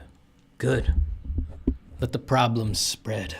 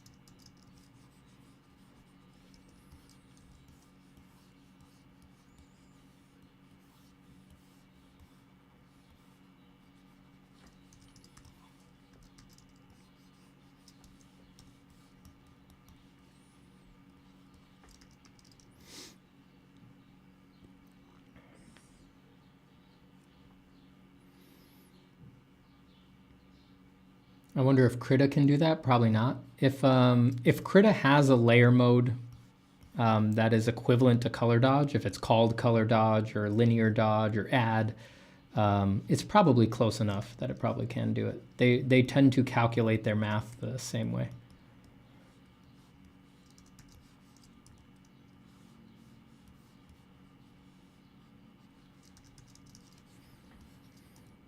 More creepy Innsmouth stuff. That's definitely what's getting sketched right now, I could tell.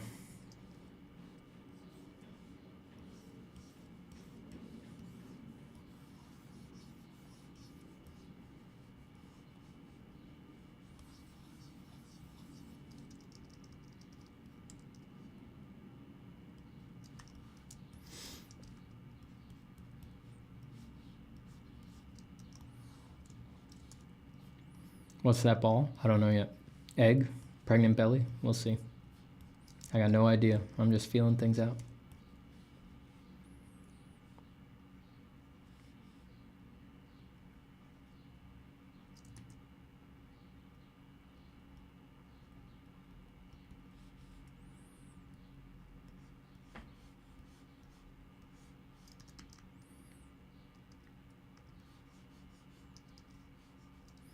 Have you heard of Dan Peacock and Maxime Verheen? Yes, of course. I was thinking of Dan when I did the picture on the left.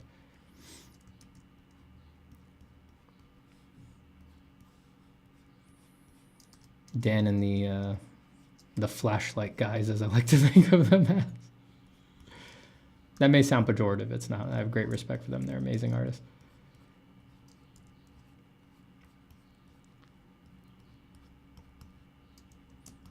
But there's definitely a group of people who discovered the flashlight thing, and they were like, I'm all in, baby.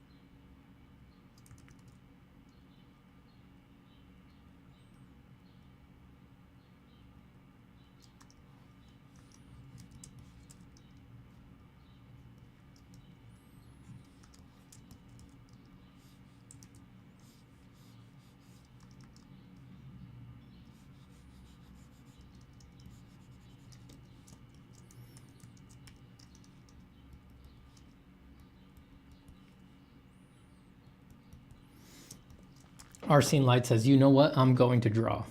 Finally. Jesus. You think I'm here for my own health? I'm trying to get you to draw.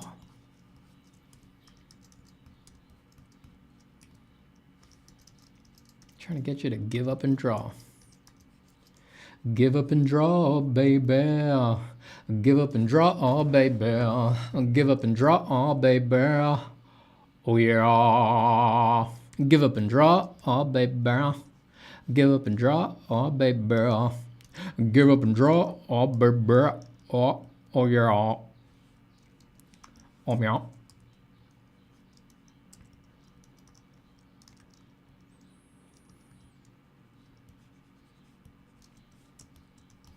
Stephen, this is the CEO of Universal Music Group, and I'm giving you a personal call to ask you to please sign with my organization. We heard your incredible song, Get You to Draw, oh yeah, baby, live on your stream, and we knew we had to have you. How does $8 billion and also being made the new CEO of Universal Music Group sound?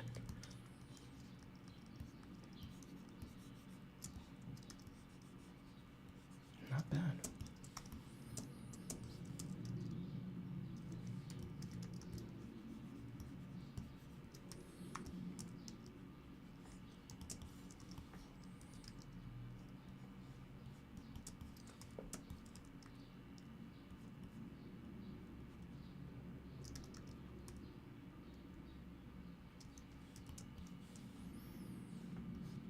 Oops.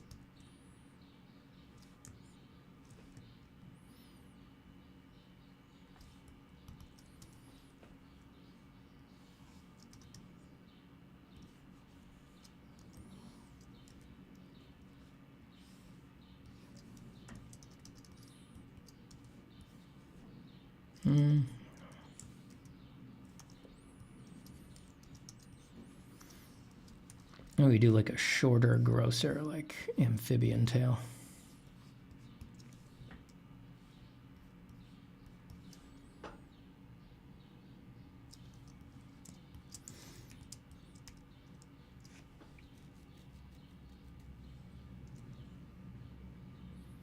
Stephen, you inspire me. I still go back and watch the old videos because it is so helpful. I'm glad.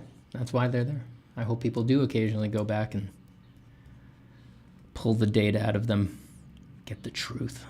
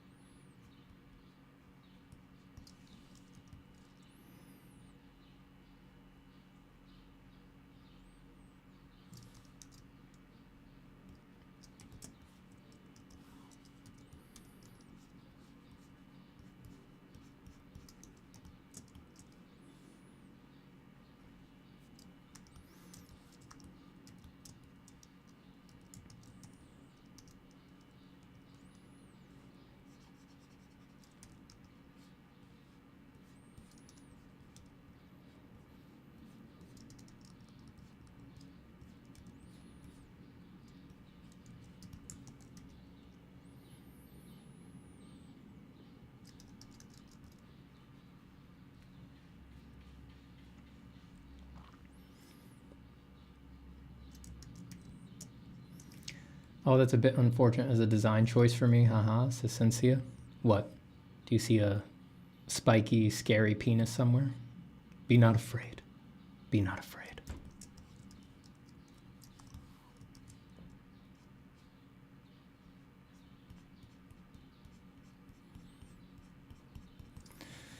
It's dicks and testicles all the way down.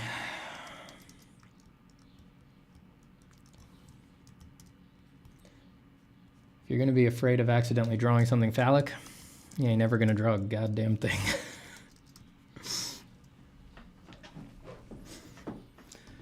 Aaron Gandhi says, Stephen, I'm constantly struggling to enjoy drawing. What do you suggest I do? I should mention I've tried your art meditations. Could I be missing something? Well, the number one thing I can suggest is, of course, keep going. Just don't give up. Just don't give up. It can take a while to snap into, like the stuff that's in the drawing meditation videos, it can take a while to snap into it. You know, you can understand it conceptually, you can hear it, you can feel like there's something there, but it can take a while before you can sort of live and operate from that place. So just don't give up. Yeah, I mean, if you're really not enjoying drawing, at a certain point, it becomes just a wall that is asking you over and over again, why don't you enjoy it, right? So stick with it. Just pay attention while you work. Keep sitting down. Keep coming back to the drawing table. If it's very painful, do it for very brief periods, 10 minutes at a time or something like that. And when you feel bad, right, ask yourself, what is actually the character of what is making me not enjoy drawing, right? It can't, in the moment, it can't be an ephemeral thing, right? If you're mindful and you're paying attention, the feeling of not enjoying drawing is going to be made up of something. It's going to be perhaps a linguistic thought plus energetic experiences in the body, right? Like a tingling in the back or like a crawling in your skin kind of a feeling, plus a sort of mental mood, right? It's maybe like a general malaise or a boredom or something like that. So let's say it's that. It's a cocktail of these three things. It's a linguistic thought, like I hate drawing, whatever it is. It's prickly wigglies in your body, and it's a mental mood of some sort of sloth or torpor or boredom or something like that. Just identify distinctly that those are the three things that are contributing to you feeling like you don't enjoy drawing. And just pay attention to them and see what happens. Just see what happens. Just investigate them. Just look into them as closely as you can and inquire. Inquire as to their nature. Inquire as to their robustness.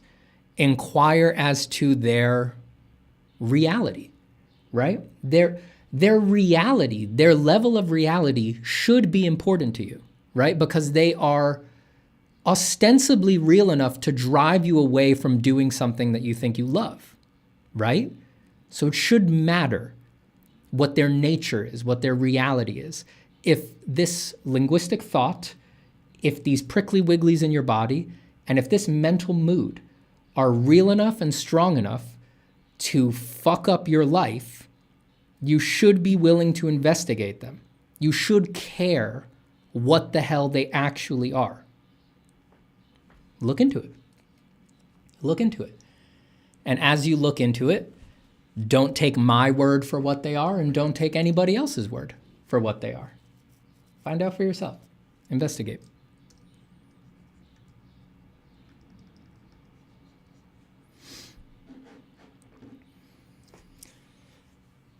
Lanessa Miller says, instead of posing stupid questions like last time, I went and watched your talk about AI on a panel, a podcast, and your end of our argument. The morsels in the crocodile's mouth are calling to me, Stephen. Sorry, I'm just looking at Autumn Rose's reaction to that. Yeah.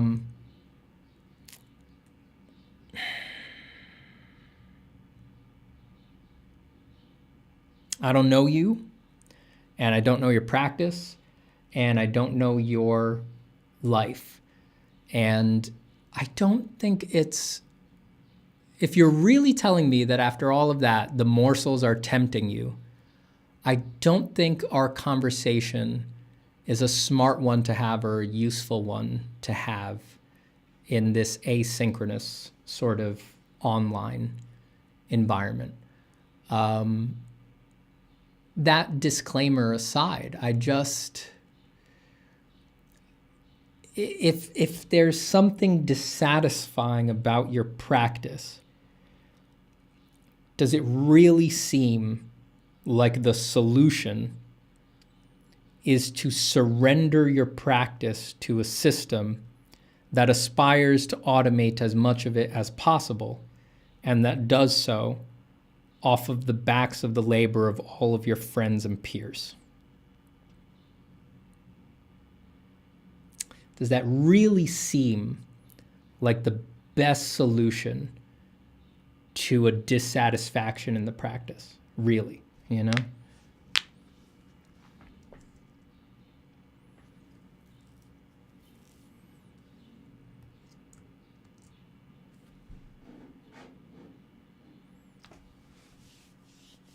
Loving the composition of that. Thank you, Cursed Fetus.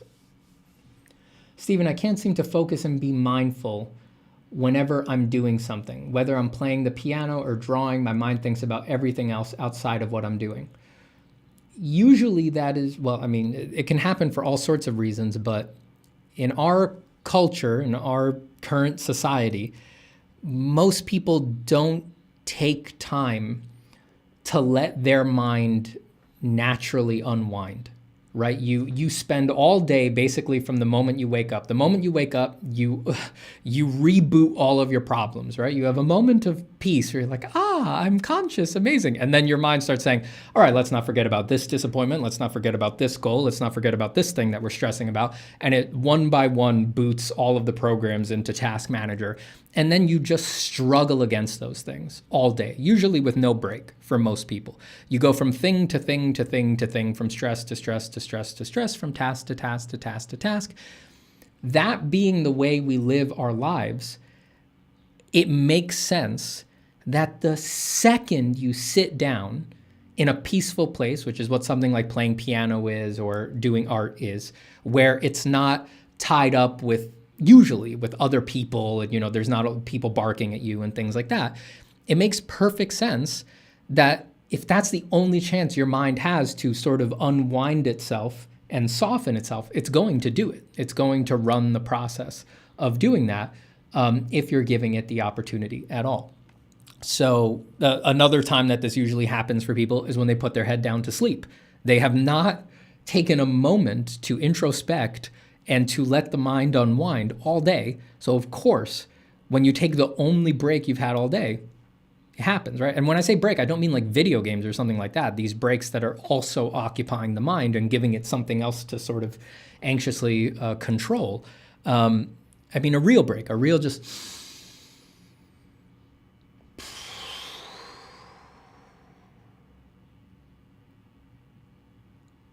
a real break. Of course, it's going to happen when you put your head down to sleep and you try to go to bed, and then you get the pre-sleep anxieties, you can't sleep, stuff like that. So if you really are having trouble with that and it's really upsetting the practice, a lot of people are really uncomfortable with this, but for what it's worth from me, my advice is make a separate time, 5 to 10 minutes, where you do that separately. And for most people, that looks like a sitting meditation. Some people can do it more physically. They can do yoga or something like that, or you can go on a run. If you can experience something like a run or exercise as not just being focused on the physical taxation, if you can just do it for fun and your mind can wander while you run and things like that, you let it happen there. Do it as a separate thing in your day. It can be very short, right? It can just be 5 minutes of sitting. You don't have to bring in any specific meditative practice. Just say, mind, this is your time. Do whatever you need to do. 5 to 10 minutes, then go draw. And usually it can take a while to get into it and to get used to it. But usually if you allow the mind that ritual time to unwind, it will not need to do it when you sit down to draw, and you'll be able to focus more easily on drawing.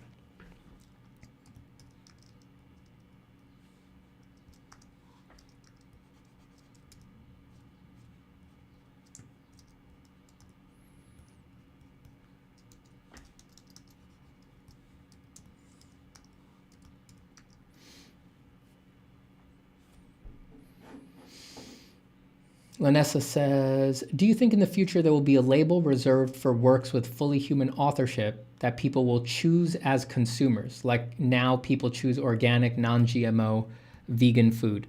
There may be a label. I don't see how. I'm not sure people would care. You know, the label might be there. It might be an industry thing. It might be relevant for getting jobs or something like that. But it could be, but I just don't see people caring. I mean, if we enter a period of time where people genuinely cannot tell, and we're already approaching this, where people genuinely cannot tell if something is made by a person or made by an AI, that state only needs to obtain for a year to 2 years before everyone, me and you included, we stop caring. We just, your brain is not going to, it's too taxing on the mind to every image that you see on ArtStation or DeviantArt or something like that, you're going to ask yourself, well, was this made by an AI or was this made by a person? Well, I can't trust the people who are saying it. There's no technological guardrails, so let me just investigate. Let's see. So I'm going to go and evaluate hands and eyes and all of these things that the AI is only going to get better than. Of course not. That's crazy. There is no way anyone's going to do that. And unfortunately, it makes no sense in that context to assume everything is made by a person. That doesn't seem to be the way things are going to go. And if the AI generator to just produce, it would be statistically irrational to assume that everything is made by a person when the internet is going to become this mire of AI-generated nonsense. So people will assume everything is made by a machine. And the burden of proof will be on you, on the artist. And nobody pays attention to artists. No one's going to care that you're leaping up and saying, I swear to God, I made this one by hand. No one's going to care. They're just going to say, everything's made by a machine. Whatever. Like this, to me, it's clear that is the direction things will go if we keep focusing on the morsels that are stuck to the lion's teeth. Everyone who's going to play with that fire is going to screw themselves utterly.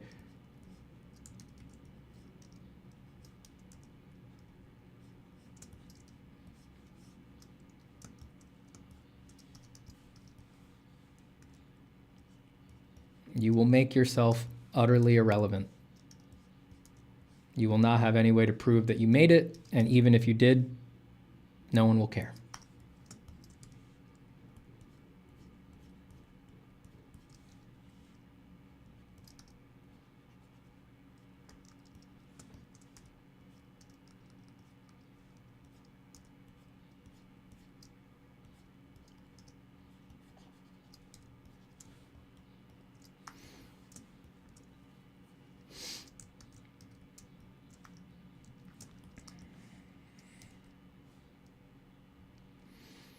Pedro Cici says, Stephen, what's the exact, let me fix sorry, you're getting cut off by this big heart here in the bottom. Stephen, what's the exact meditation book that appears in your intro? Is it Meditation Insights from Goldstein? I forget.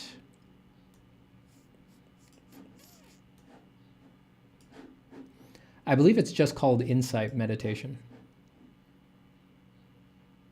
Let's take a look, shall we?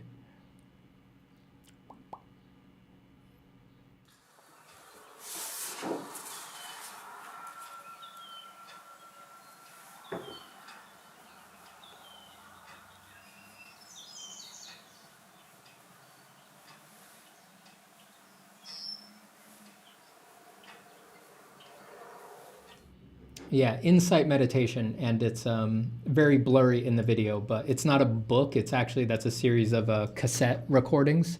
It's like an audio reading of either that book or a series of talks, and it's Goldstein and Salzberg, I believe, if I remember correctly. Goldstein and Salzberg have done a lot of stuff together.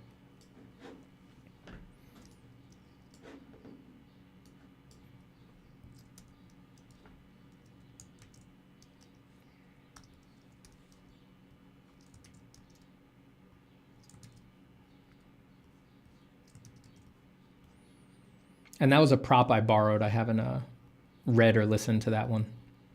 But if I remember correctly, it was like I said, a series of recordings of Dharma talks. So probably wouldn't be anything that you can't find in Goldstein's magnum opus Mindfulness, or in tons of talks that you can find on like dharmaseed.org if you just search Goldstein or Salzburg.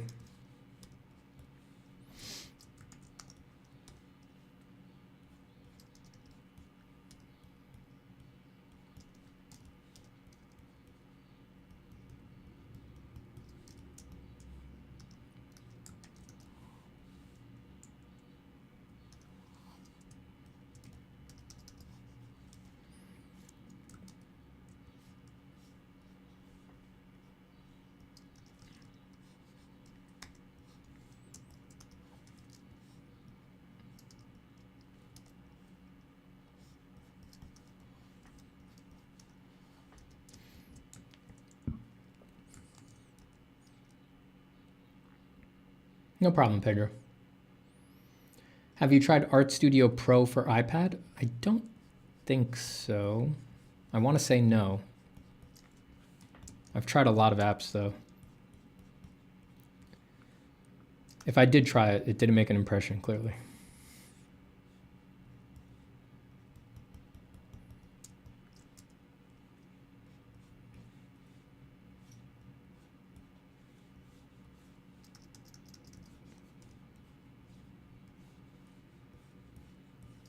Drape some stuff onto the ground here.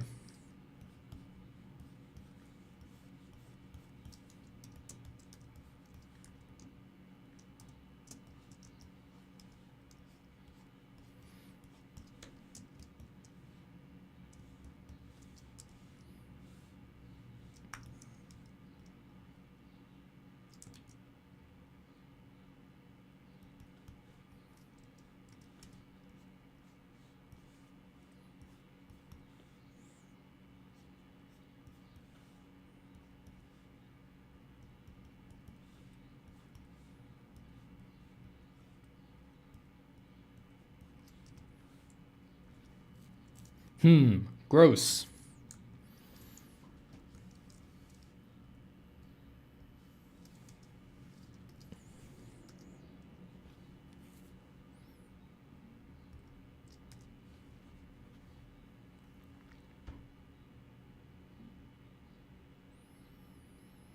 Linessa says, I could see the burden of proof being overcome by marketing oneself as fully human, by recording the thought process in real time and showing the making of the art with videos on YouTube. Yeah, don't you find it icky that off the back of theft, we would put that burden on everyone? Why should everybody have to record their process? Not everyone's like me where we don't care about, I don't care about drawing in front of people or anything like that. It doesn't bother me. And I even don't care, even though I know I draw better if no one's watching. That's something not a lot of people are comfortable with. Most people are not like me. The fact that they know they would draw better if no one was watching and it didn't have to talk to chat means they won't do that stuff. They don't want to record themselves. Why should we, for the sake of solving a problem that no one had, for undermining the value of human creativity, why should we then put this burden of proof on everyone, even though they had nothing to do with this, that affects their practice, that modifies their practice, that makes them take on unscrutinized conditioning factors for their practices, when people's artistic practices should be structureless and free, and there should be this broad base for them to be whatever they want. No, now everybody has to fucking record their process and work in a way that they don't want to work, just so they can prove that they're doing this thing that obviously should be the standard, and that they're not this mindless, faceless machine that is just regurgitating what everybody has done. Really? Really? Also, I don't think it's going to work. I mean, the AI, they're working on video AIs. Some of the first video AIs ever made, the ones that already have white papers on them, stuff that you haven't even heard about, the oldest stuff, guess what they were trained to do? What was the thing the scientists thought, well, we're going to unveil this video AI for the first time. No one's ever seen something like this before. What's a good thing to do? You guessed it. Artistic process. Fake process videos of a painting being created. Yeah. That was the very first thing they did with video AIs. And what did they train them off of? Art process videos on YouTube. It's not going to work. It's not going to work. They will take everything from you.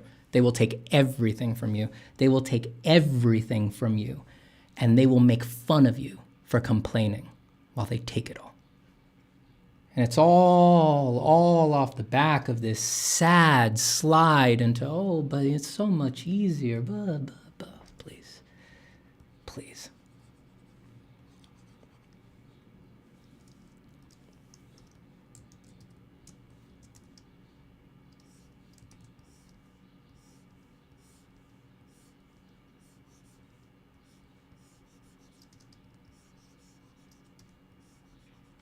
None of it adds up for me, man.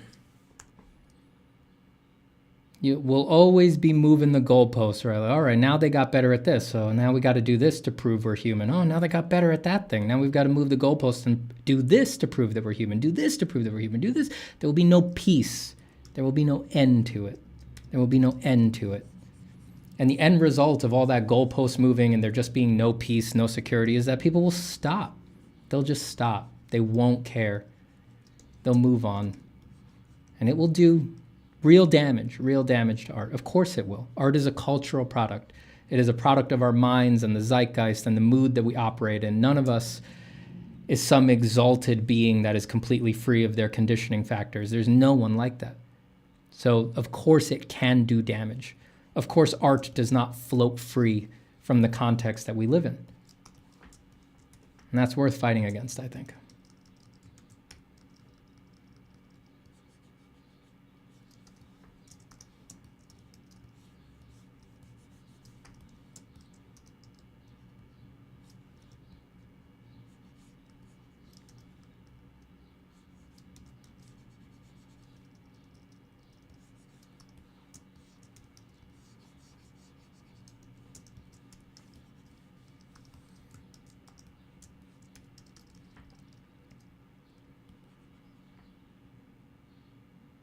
I'd like to see an AI hold a physical paintbrush and try, but yeah, most audiences couldn't care less, just want to see the end result look cool.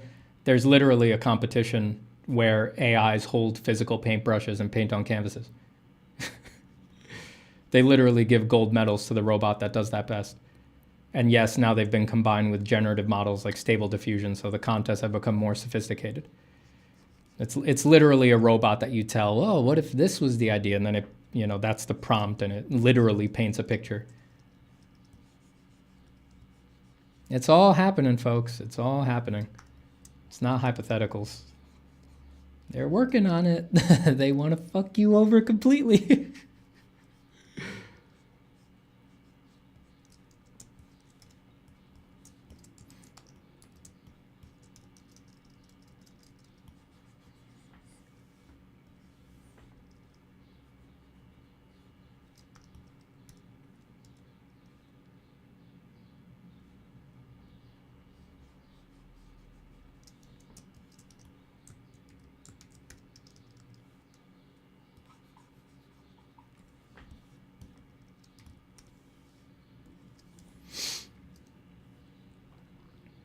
Skynet is becoming true. I mean, see, the sad thing is that it's not even Skynet. It's not even this dramatic, existential, world-changing blowout. Like, it's not even that. It's the most boring, banal disaster ever. It is the slow, uninteresting loss of the vitality of art. It's a tragedy. It's a tragedy. Gotta go eat some pizza. Keep spreading the good word, Stephen. I can't help it, Elma. I can't help it. Enjoy your pizza.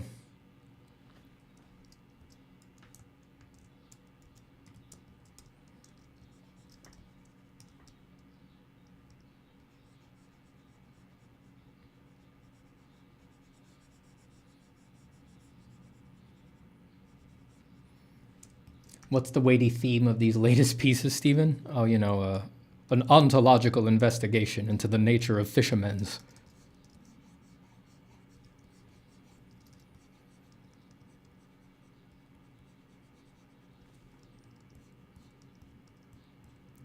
Is the government hiding fishermen's? Have we been recovering dead fishermen's since the 1930s? 10 out of 10. This whistleblower says the US government has up to 15 fishermen in a secret facility.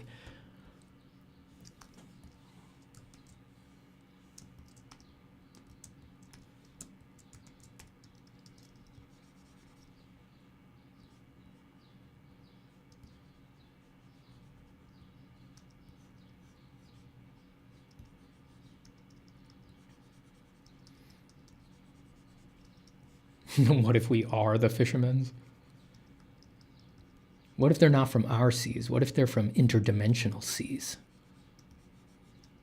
An alternate ocean, right alongside our own.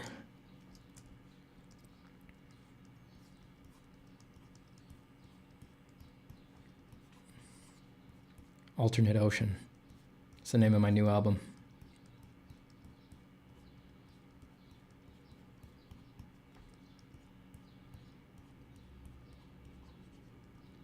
Riding the high seas, me and my fishermen's please. My squamous fellows, so scaly and soft.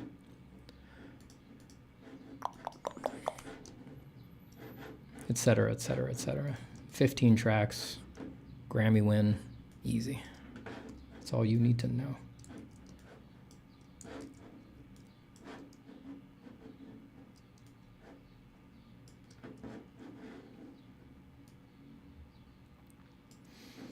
Lanessa Miller says, I'm searching and searching here, and now you're killing my ideas of how to move forward with fully human authorship. I didn't kill them. They killed them. Midjourney, Stability AI, DALL-E 2, they killed them. I did nothing. I'm just talking to you about what they fucking did. So forget the morsels. Resist. Resist. There may be an ethical AI someday. It's hard to imagine what it would look like, but maybe someday there could be one. Sure as fuck ain't Adobe Firefly. Until then, I think it's a very bad idea to use these systems.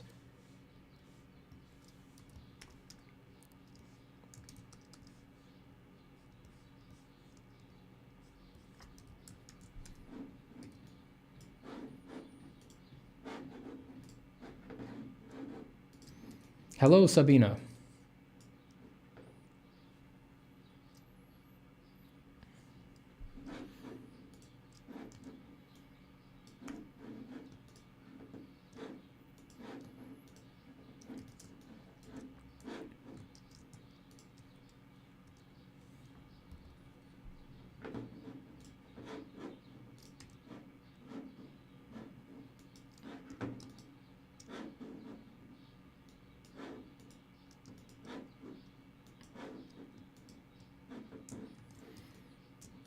Guy on the left looks chill. He is chill. He is chill.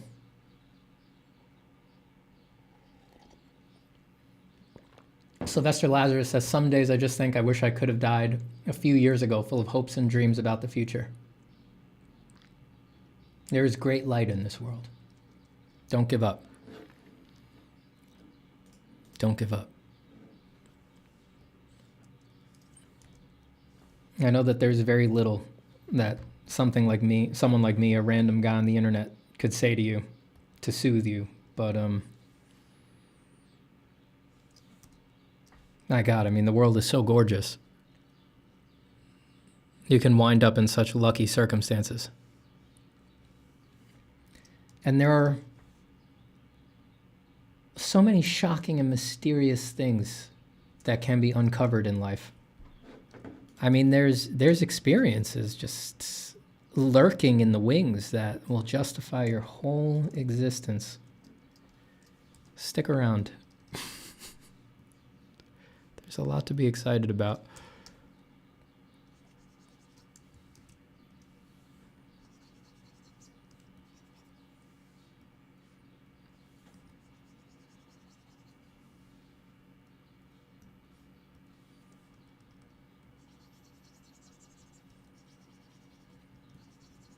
I think like a gross pink fleshy head would be really weird.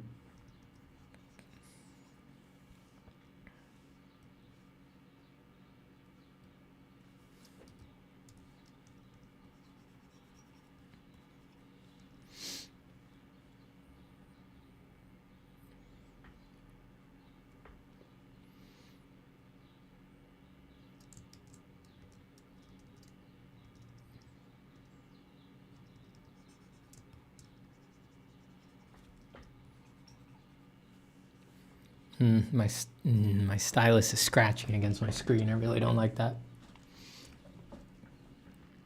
I think it's already soothing to see that there are artists that do not give up on their craft, so don't worry, Steven. Never give up. Never give up. Keep fighting. Keep fighting. Steve, insurance companies are going to use AI to figure out the chances of you getting certain diseases and increase your premiums. It's going to happen. I know. They didn't even need AI for that, it turned out. I don't know if you guys ever read the articles when they figured this out, but that the CAPTCHA companies, you know, the CAPTCHAs where you don't have to do anything, you just have to click "I am not a robot." The way those work is that it's tracking your mouse movements to see if you have human-like mouse movements.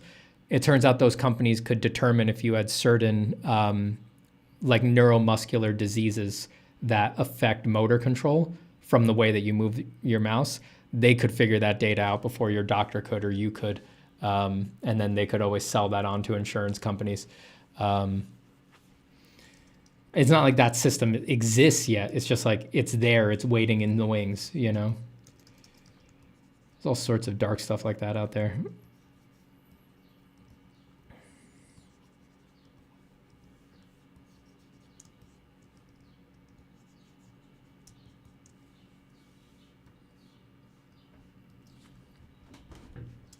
It's giving dystopian. Yeah. Yep.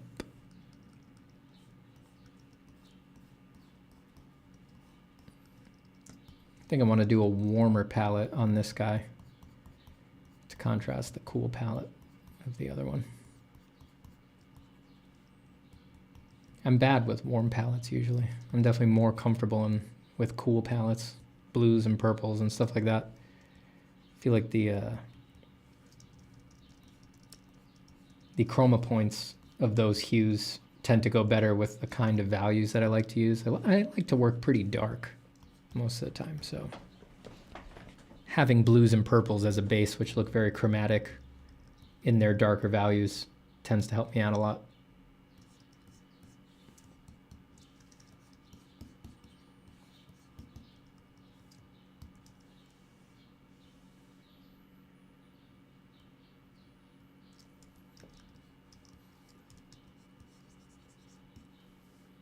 I want it like slightly yellowish, like this really steely yellow.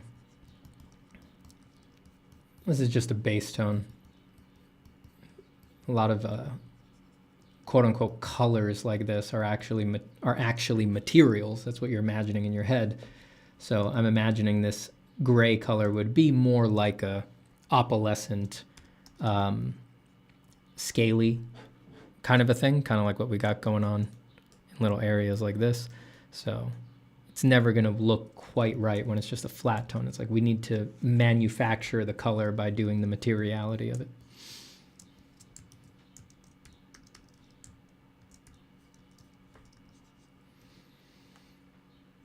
The Spontaneous Tomato says, hey, it's me, just asking when you'll start posting again. What do you mean? I'm posting right now. I am a post. I'm currently being a post. What do you mean? Like on Instagram or something like that?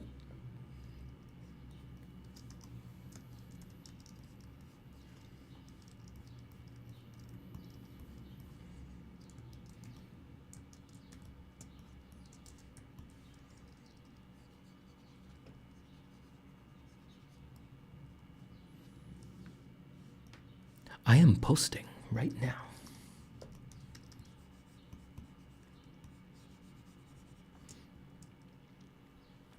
Your comment last week about starting pictures in grayscale versus color really resonated with me. Good. I'm glad. Is your reference a previous work of yours? Yeah, I mean, I just made that one on the left. I was working on it earlier in the stream.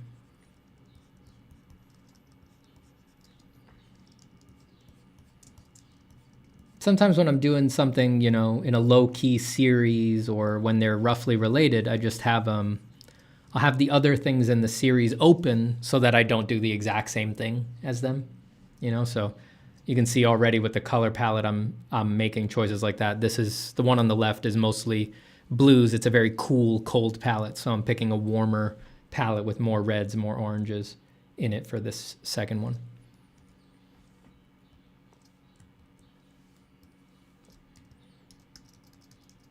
Will this be uploaded after? I missed the first part. Yeah, I never take them down. All the streams just sit on the channel. There's a lot of them. If you just go to my channel and you click the live tab, I don't take them down.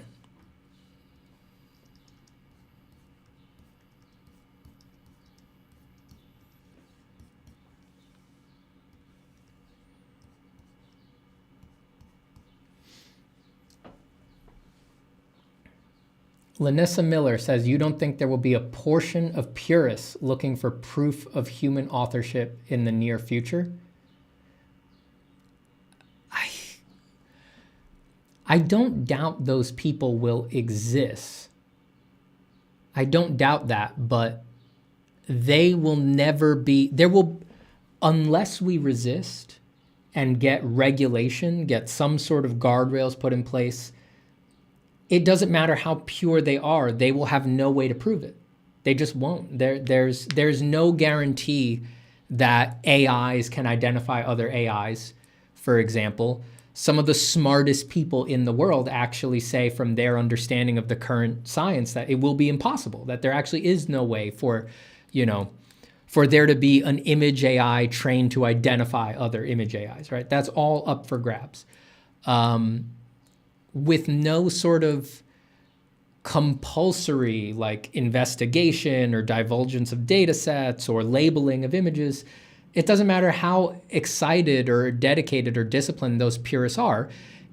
If they have any incentive to offer, right? If those purists are saying, well, we're going to pay money for human-made art, or we're going to offer, or we're going to promote human-made artists, there will always be AI con people who will come in and just lie to get the money and to get put. We already have people who are doing that. Yeah, and there's just no guarantee that there will be a way to prove it or to defend it without regulation. So I think that's going to be a problem. And even if they could do it, I just don't see how many of them would there need to be to make the fruits of human authorship scale, to make it a career that you can keep up, or to promote it in such a way that then, how do you get it to the people who aren't purists, right? Because if this is a very small audience of purists, then you need them to be your patrons, and that's like the only option, right? How influential are these purists going to be such that they can convince the world at large, audiences at large, that you actually make your work? I mean, again, the world at large, they will have long since given up. They'll be like, yeah, art is just made by robots. People already think, just because I'm in Photoshop right now, most people, if you don't understand this, go talk to people who aren't artists themselves. Just because I'm in Photoshop, most people have no idea that I can draw and paint in Photoshop. They don't know this exists. They don't know that a stylus exists. They don't know that Huions exist. They don't know that Wacom tablets exist. If I mention to someone that I made something in Photoshop, that I drew it in Photoshop, that I painted in Photoshop, they have no idea what that means. And they assume I collage together some photographs, or weirdly enough, they think I hit a button. Even before AI, they thought I was hitting a button that made it for me. What do you think those people are going to think when they hear in the news that there's actually a fucking button in Photoshop that makes your work for you? I don't have the beta features on. I haven't updated my Photoshop, but there is now AI fill in Photoshop. There is actually a button in Photoshop now that just makes whatever you ask it. You think your mom, your friends, your dad, your parents, bosses, they're going to be impressed when it's in the news that that's a thing? You think they're going to give a goddamn? You think they're going to give you the time of day to sit and listen to you? Be like, no, I draw it in there. You know, there's styluses that people make. They're not gonna. They're not gonna. They already don't. They already don't.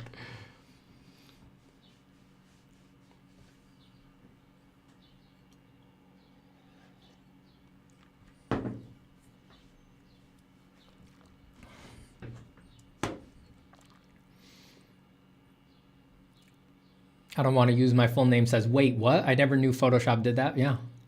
Yep, newest version. If you turn on the beta features, actually, it might be out of beta. It might be out of the beta features. It might just be in there now. But there is generative AI fill now in Photoshop. No thanks. And see, that's the worm that happens here. Now that you know, you're always going to wonder, wait, did they just use generative AI fill for that? There's no deprogramming it now that you know about it. Now begins the doubt that will eventually exhaust you, and you'll just assume everything is fake. You'll just assume everything is fake. I'm fine. I've got a legacy YouTube channel that people will always be able to look back on. They'll know I made it by hand. There's video recordings going back to 20. I've been streaming art online really since like 2011. Not that those are out there anymore because those platforms went defunct. But I've been on YouTube for years and years. I'll always have the biographical history. People will know, oh, Steven can actually draw like this. That's only people who would be interested. That's only people who already knew me. New people who discover me in this hypothetical age that's coming, they will assume that I also just generated everything. Why wouldn't they? Of course they would. Resist. Fight. Awake. Arise. Or be forever fallen.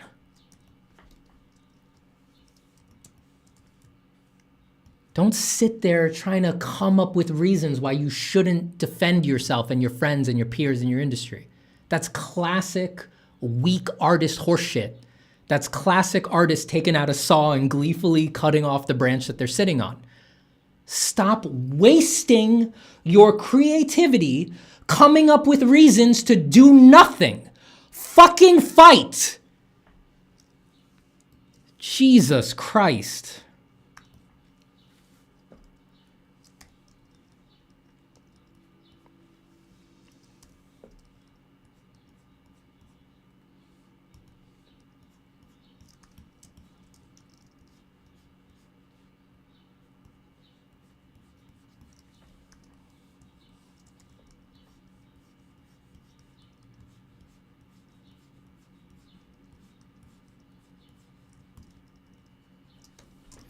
I'm fighting. See you in Washington, motherfuckers.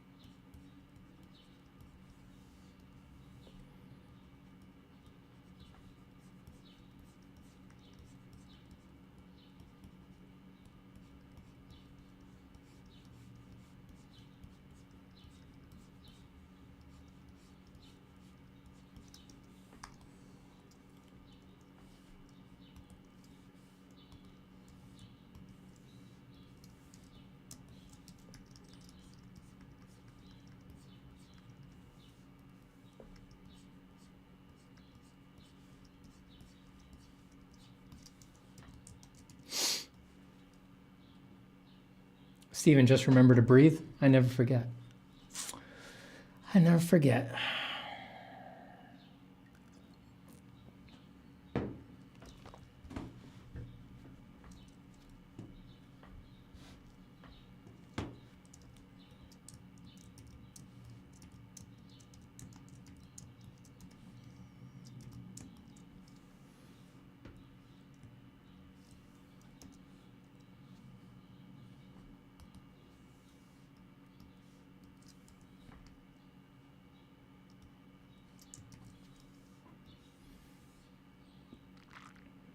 Washington, here we come.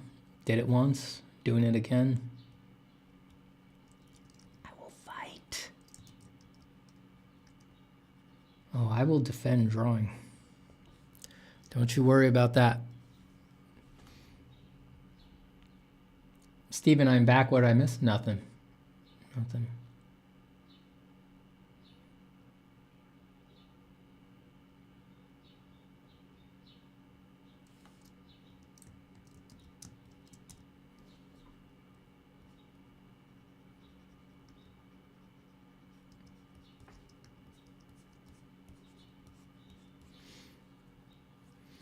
Steven, are you okay today? Because in general, you sound a bit worked up today. I'm golden. Of course I sound worked up. Dude, the AI stuff is ridiculous, absurd, a travesty, abhorrent, just off the wall, ridiculous, silly. Of course I'm worked up. Every time I think about AI, every time I talk about it, of course I'm worked up. I should be worked up. I think everyone should be worked up. I'm an advocate for basically undifferentiated peace and happiness, but you can't be unwise with it. You've got to know when it's time to resist on something. It can't just be all mushy jello, you know? That's not functional.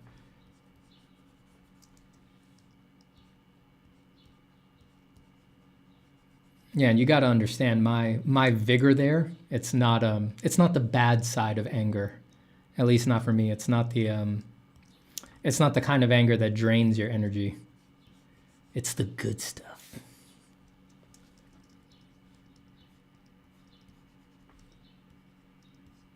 You know, I'm angry about something I really believe in.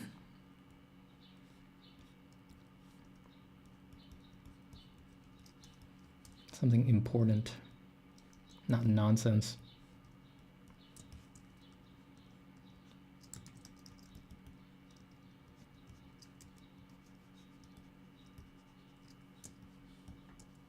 And Jesus, if I sat here and told you guys how good I feel, you wouldn't like that. You guys would be way more worried about that than how angry I might seem. I talk about how angry I am, how upset I am. Everyone's like, wow, yes, good. Yes, righteous anger. Oh, yes, it makes sense. Yes, good. If I sit here talking about how good I feel, it wouldn't be long before everyone's like, we should get Steven into a psych ward. Jesus Christ. There's no way it's healthy for someone to feel that good for no reason. So, you know, I'm taking it easy on you guys, giving you the stuff you can handle.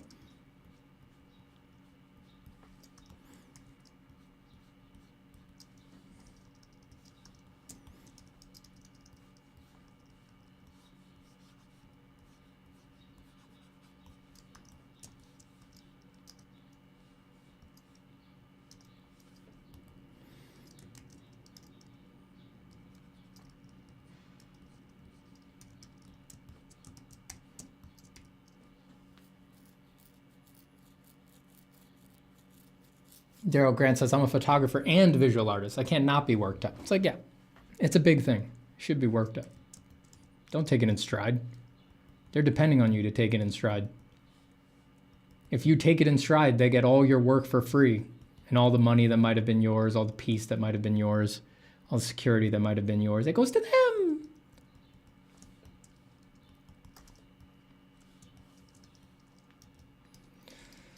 The exploitation begins with your sanguine acceptance, for sure, no doubt.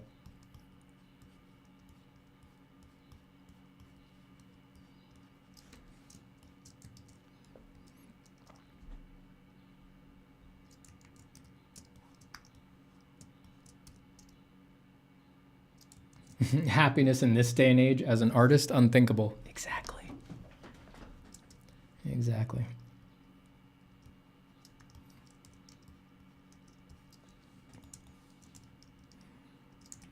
Y'all couldn't handle it. Weirdly enough, you'd think I'm lying. I think it says a lot that we live in a society where if someone feels too good and there doesn't seem to be like money or a new car involved, everybody starts looking at them like, are they okay? Something's off here. Maybe we should get them to a therapist or something like that. I think that says a lot about our society.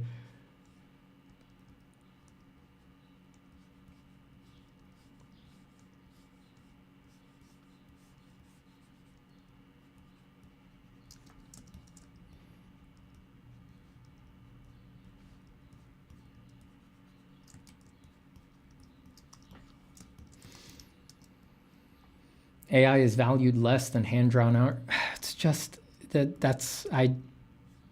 that is all in this context where we're sort of grappling with it as new, where we're sort of differentiating things out, where people are sort of paying attention for it. It's like a thing right now. If nothing changes, we're going to leave that zone. We're going to leave that zeitgeist. People aren't going to be paying attention anymore. And these AIs are very good at making things look like hand-drawn work or something like that. We're talking about online here. I'm not talking about like, you know, if you're looking at pieces in person, right? Those are different considerations. But for online, which is how people market and build their businesses and build their careers these days, we're going to enter a phase where no one cares. They're just, even if something looks like hand-drawn, they will have been fooled before. They will see like, oh, it actually, things that look hand-drawn are very often made by AI, and they're just going to think everything that looks like everything is just made by AI.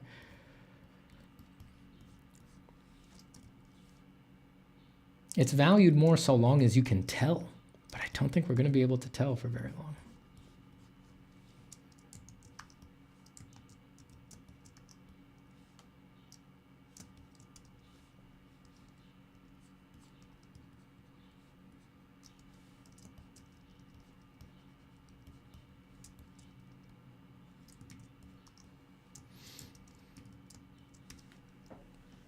Steve, with the oversaturation of AI images on the net, won't there be a negative feedback loop and the errors will compound from version to version? I did see a paper the other day about how AI's training on their own stuff might be an insurmountable wall. And those scientists at least seem very convinced of that large models would collapse as they took on more and more of their own products. But it's very hard to be definitive about any of these things because information is sparse on the ground. You know, for every point, there's only like a couple papers, you know, there's not huge sample sets. Most of the papers, because Stable Diffusion and ChatGPT and ChatGPT Stability AI competitor, I forget what it's called, Orca or something like that, because there's very few models open for investigation, the sample sizes that we're using to come to these conclusions are pretty low, pretty small. So I don't know. I feel like so much of this stuff is up in the air. You know, I'm inclined to believe people with PhDs when they make a proclamation like, I've got it, you know, it's gonna fuck up, it can't get any better than this. I want to believe those people, but how can you know for sure? You know, we don't know how the technology is going to change. We don't know what the next development's going to be. We don't know what a different model is going to look like, how it's going to function, things like that. There's a lot of variables. There's a lot of variables.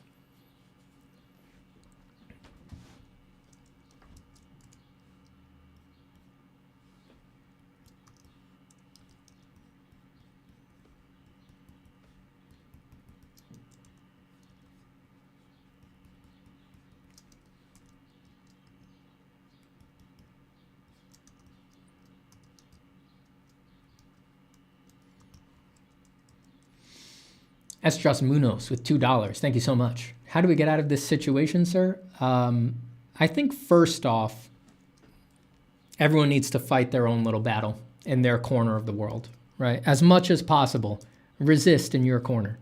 People are in very bad situations now, you know, especially if you're a professional artist.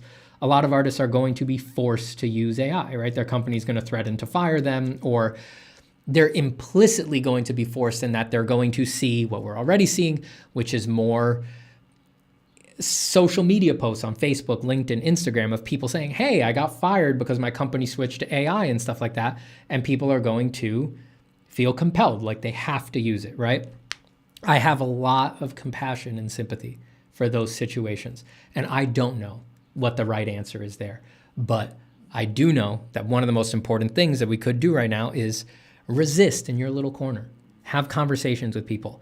If you're in a position to talk to your boss about it and tell them, I don't think this is a great fucking idea. But, you know, don't risk your job because me, some guy online, told you that. Jesus, it's so complicated.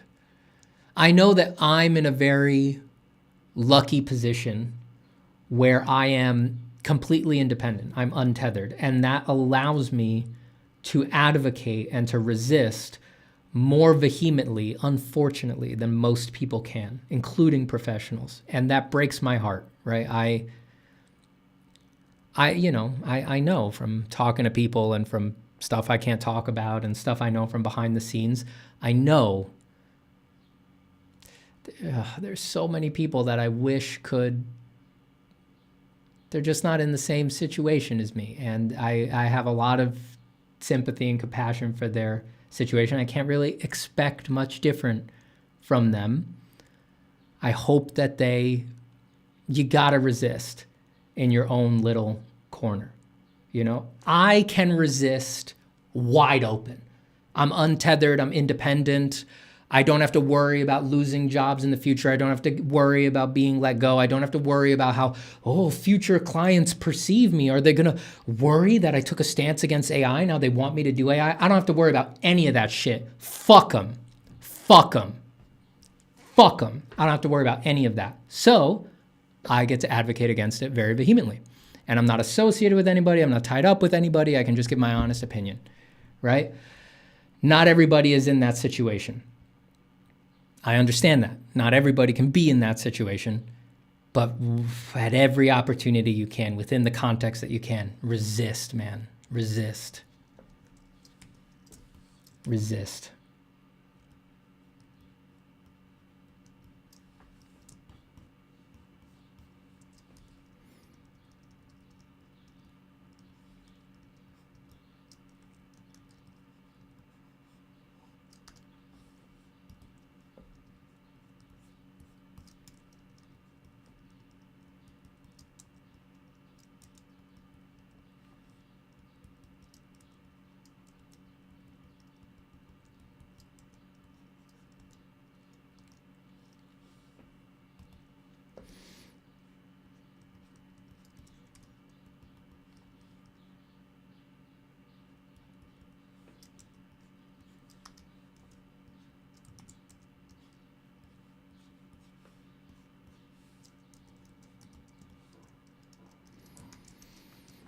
Fight the power. Yep.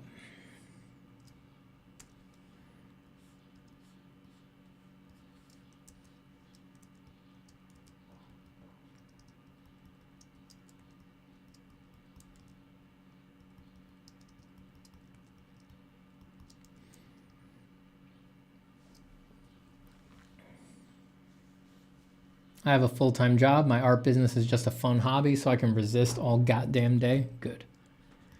Good. Yeah, my message there is specifically definitely angled towards the people who are in the art industries, the people who are in the jobs and that are sort of under fire here. I mean, dude, resist everywhere, you know, hobbyists, amateur, everybody. But I think it's very urgent that people in the industries, in the companies, with the big careers, I think it's urgent that they, like I said, it was angled towards them. Resist. Even if you can't be vocal, resist internally.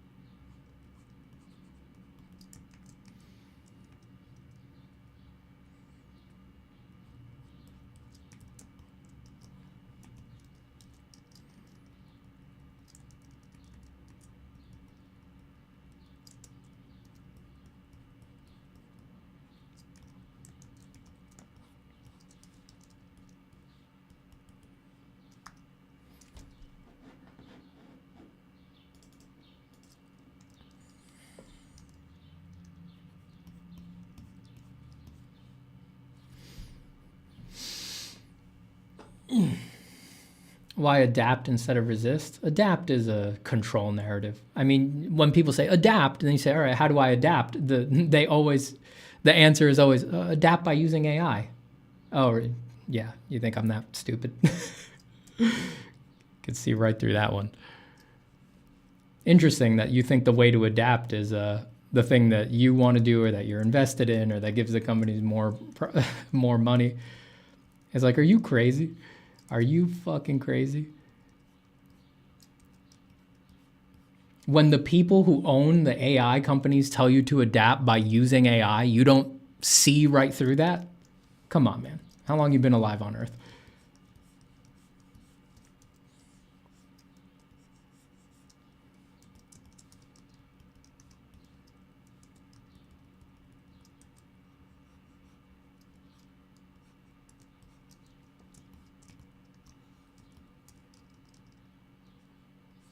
The adaptation that those people have on offer always benefits them. It always benefits them.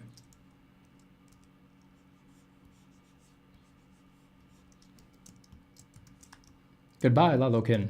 Oh, you just said thanks for sharing everything. I thought you were saying thanks for sharing everything. I gotta go. Bye. I just assumed. I'm happy. Number one advice for starting painters: learn light. Learn the nature of light for sure. Oh no! Was I painting on the wrong layer? Damn it, I was on my line layer. Oh well, fuck it, merge it. See if I care. How much damage did I do? Only a couple shapes do there. Let's see if I can undo all of that.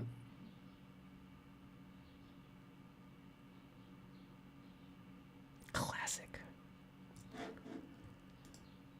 All right, just a couple bad areas. Just pretend we'll leave that be for now. We'll go back to the proper layer. Number two advice for starting painters, after the laws of light, keep your drawing up. I mean, laws of light such as they pertain to color plus drawing equals any kind of painting you can want. I mean, it's just drawing plus an understanding of what makes certain colors. That's it.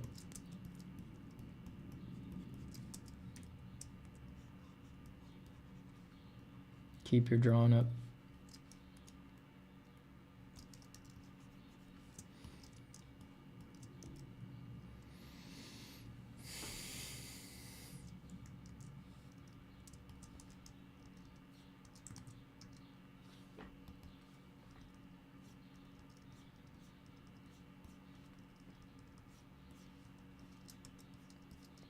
Let's not do too much anatomy in these steely yellow areas because we're going to go over it with a bunch of fishy texture anyway.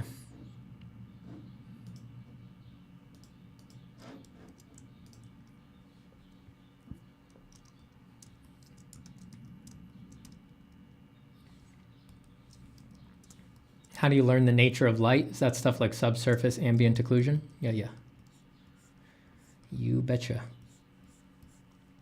Yeah, I think it's really, a lot of people just find this annoying, but I really think it's a lot of bang for your buck. Even just going on Wikipedia and reading how light reflects, a week of investigating the science of light will do you way more good than just kind of muddling around until you figure it out for a lot of people.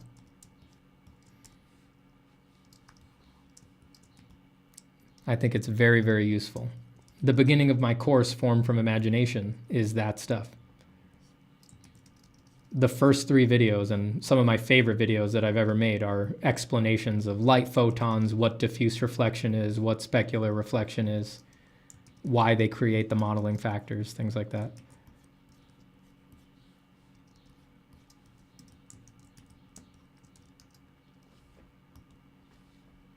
Even if you're not going to consciously always think about that stuff while you paint, like I'm not consciously thinking about this stuff while I paint, but it is the foundation. It's sort of in there intuitively. And if something goes wrong, that is how I'll troubleshoot it. That's how I'll try to fix my mistakes.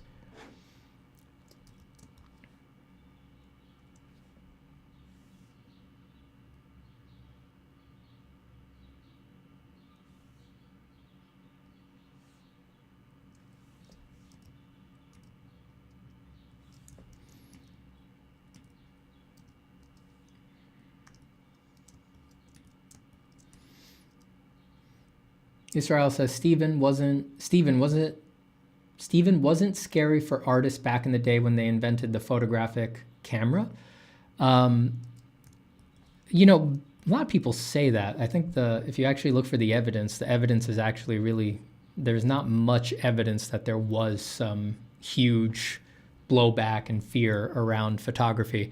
You could check out Solar Sand's recent video about that to kind of hear a little bit about that particular question. It's interesting that there's not actually much evidence of that. There's a couple articles, maybe one statement made by a philosopher who was maybe a painter sometimes. I'm not actually sure there's much evidence of that. And even if there was, it's fundamentally different. No one needed to walk into a gallery and take photographs of people's oil paintings to make better cameras. They were completely independent and parallel technologies. That is to say, we can imagine photography having been invented, even if oil painting had never been invented. It could have emerged completely independently. And it does not rely on painting in any way. It never did. It will never have to. These technologies can't exist without our work. And they do rely on our work. And they need the creativity that humans have already given expression to and that humans have already finished in order to make the systems work at all and to improve them. That is fundamentally different than the arising of photography or any of the other technological upheavals.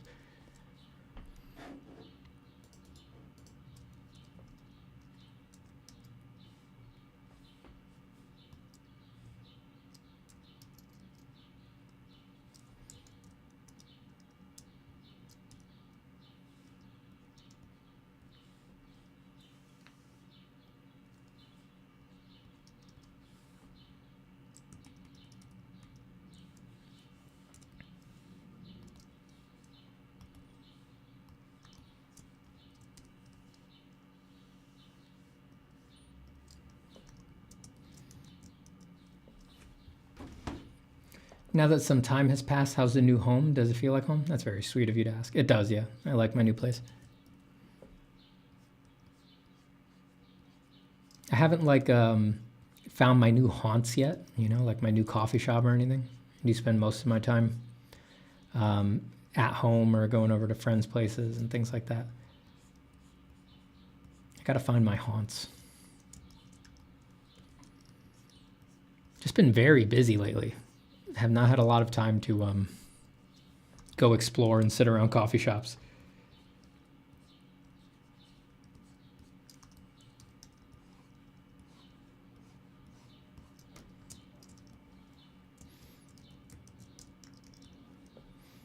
Thank you, Dominic. I appreciate it.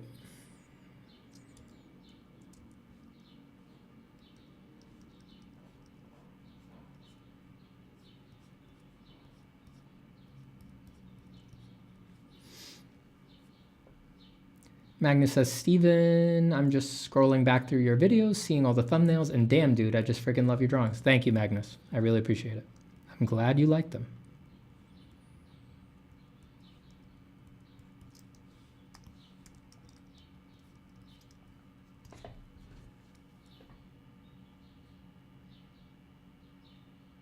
Sorry, let me just respond to my wife here.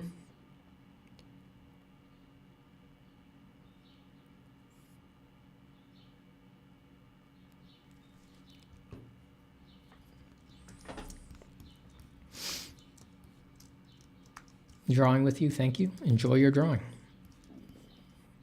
Thank you for drawing. It is important to add a little creativity to the world, that's for sure.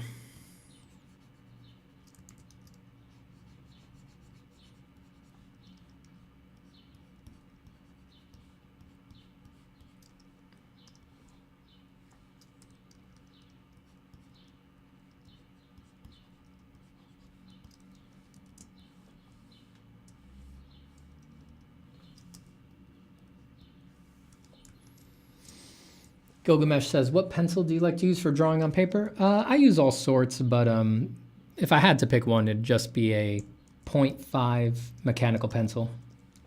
Any kind, because the pencil body doesn't matter, just whatever feels nice in your hand. And for the lead, just regular HB. I do tons of my,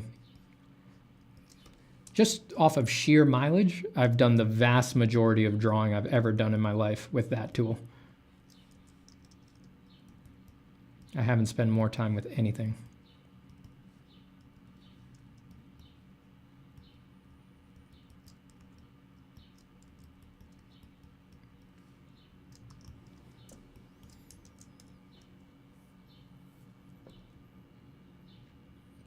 Average says, Steven, is it permissible to 3D model with your stream playing, or must I be drawing? Yeah, do not 3D model. Do not. Thank you for asking that. Yeah, in case anyone is confused for some reason, yeah, it is not permissible to 3D model while you listen to my stream.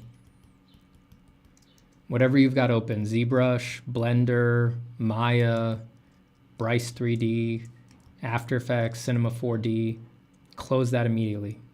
Close that immediately. And I'll know. I'll know if you don't close it. I'll find out. My little birds are everywhere. I will find out. Cursed Fetus says, do you think fame is worth it? If I ever get famous, I'll let you know. I do not have the data to make an assessment at this point. If you ever get famous, let us know.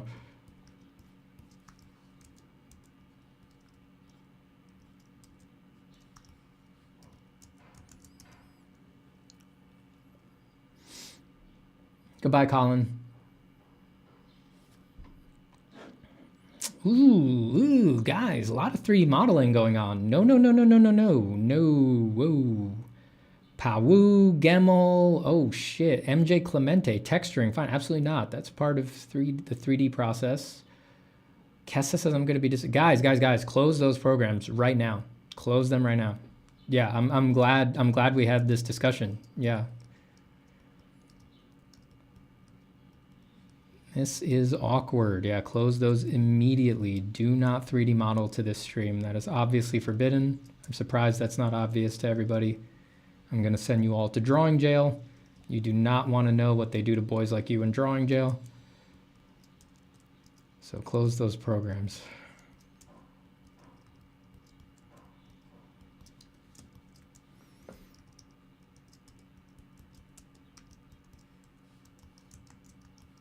Is it okay to eat a sandwich whilst watching the stream? That's fine. Making pancakes, that's fine. I mean, you gotta feed your body.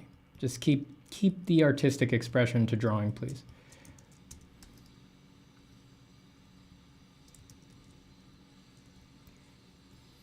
Elfie Harrington says, I want to go to drawing jail. That's funny. There's some funny fuckers, all of you.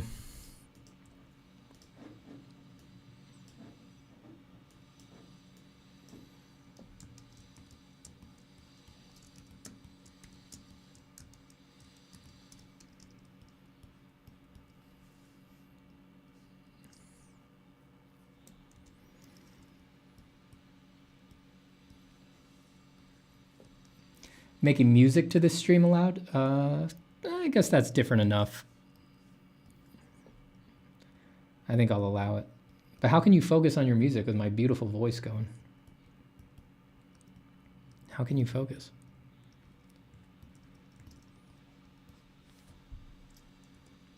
On a warm summer's eve, on a train bound for nowhere. I'm not going to sing the whole Gambler. I know I sing the Gambler too much on this stream. I got to give everybody a break from the Gambler. We were both too tired to sleep. And you got to know when to hold. I just said I wasn't going to do it. I'm not going to do it. Being mindful. I'm restraining myself. We're all right.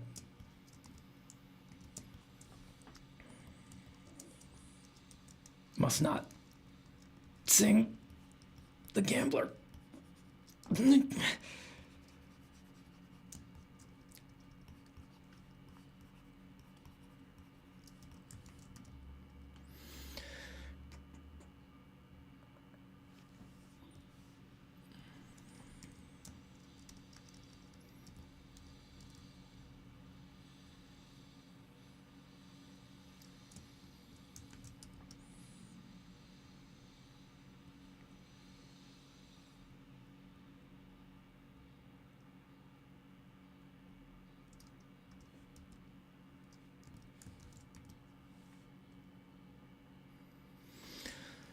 Let's do some opaque work on this head.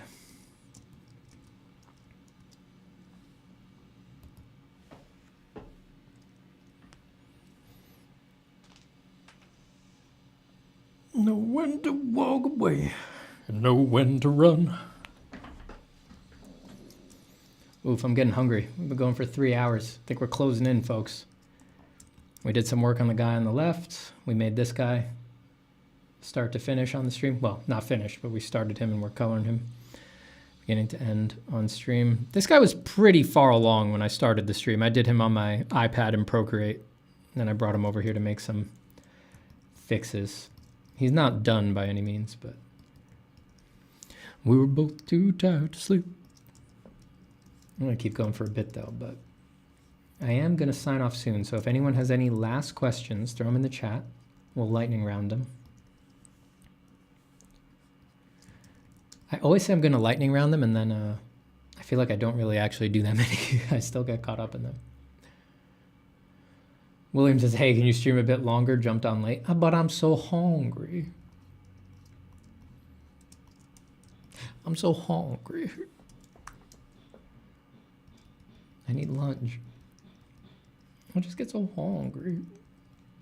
Back when I used to stream on Twitch, I used to eat my lunch on stream. I was one of those people.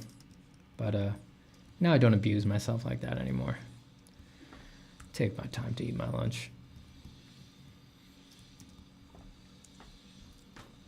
Stream you eating? Yeah, I used to. What is that color wheel you have? That is Coolorus. Coolorus. It is a paid plugin for Photoshop. I just prefer that color wheel.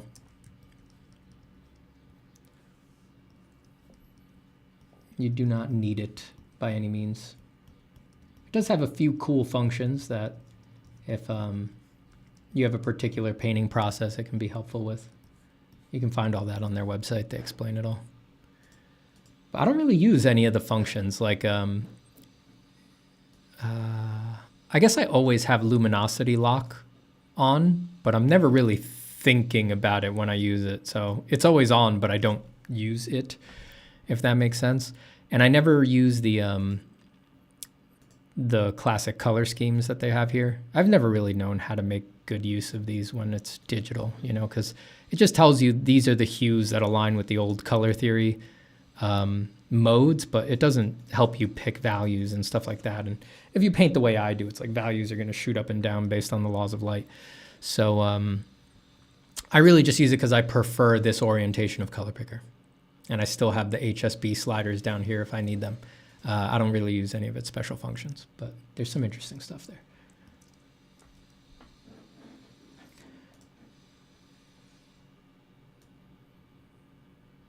Go ahead, William. Steven, are you into plein air? I haven't done it in a long time, but I used to. I used to go out and paint outdoors pretty often. I've taken a couple painting trips where all I did is sort of cruise up and down a beautiful place for days, weeks, and pull over, camp, and just paint.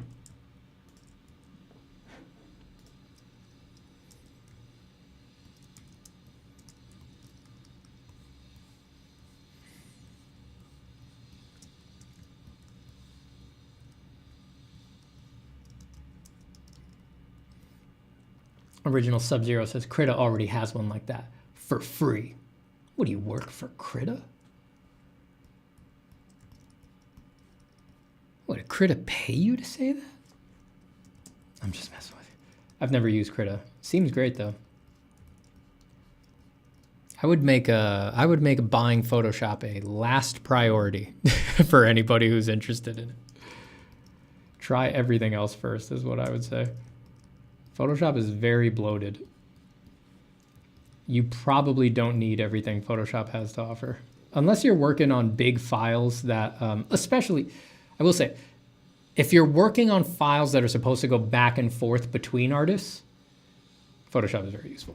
But besides that, it's like if you're just trying to draw and paint, probably there's most of the other programs will be less bloated, easier to use, cheaper. Go somewhere else. Check out Clip Studio, check out Krita, check out Procreate. I like Clip Studio, I like Procreate. I always come back to Photoshop because I've been using it since I was like 12, so I'm like really used to it. It's deeply in my bones, but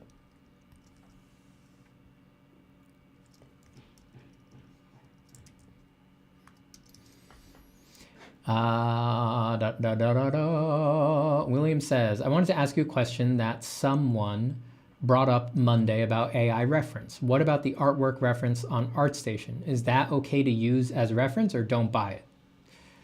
These are weird. I do want to say before I answer this, these are weird questions to have come up to someone like me on the internet. I don't consider myself to be a moral arbiter or the judge of what is right or wrong. I don't want to be in that position. I feel uncomfortable with that position. I don't think it's, how am I going to put this? Not to like single you out, William. Like this is just an example of what's going on, but it's like, it's weird that someone like you would feel the need to like have me arbitrate what's right or wrong here, right? Something's off there if that's happening by my estimation. So that's my disclaimer. I want everyone to know and be clear that I feel very uncomfortable with that position. I don't want to be in that position. I think something is deeply wrong there. But you asked, so no, I don't think it's okay. Don't buy it. That's my opinion, but it's my opinion. I am not interested. The AI fight, such as it is, I am not interested in doing it in this online fashion. You know, I put my video out there. I put the data out there. I don't spend time arguing with people online here or on Twitter or anything like that. You know, I'll state my position, but I'm not going to waste time arguing. I'm not an arbiter of what's right or wrong in that public sense. And I feel very lucky that I do get to do the fight the way that I want, which is that I get to do real stuff like advocate and have like advocate in Washington and things like that and have meetings with the people who might actually fix something and make things better. That's where I think the fight really is. I'm not interested in being the moral arbiter of people on the internet. I don't think that's a healthy thing for a position for either artists to be put in or for artists to seek from other people. I think artists should be very independently minded. Yeah, but my opinion is don't use them. I don't think they're good. I don't think it's good. Daryl Grant says, any preference with shading with markers versus doing ink washes with a brush?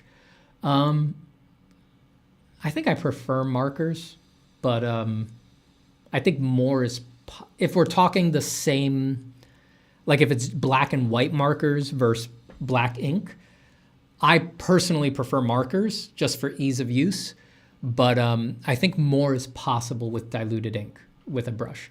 Because markers, they leave a very repetitive stroke. They don't have the variety of like a paintbrush or something like that. They make the same kind of shape over and over and over again. I think more is possible with a brush.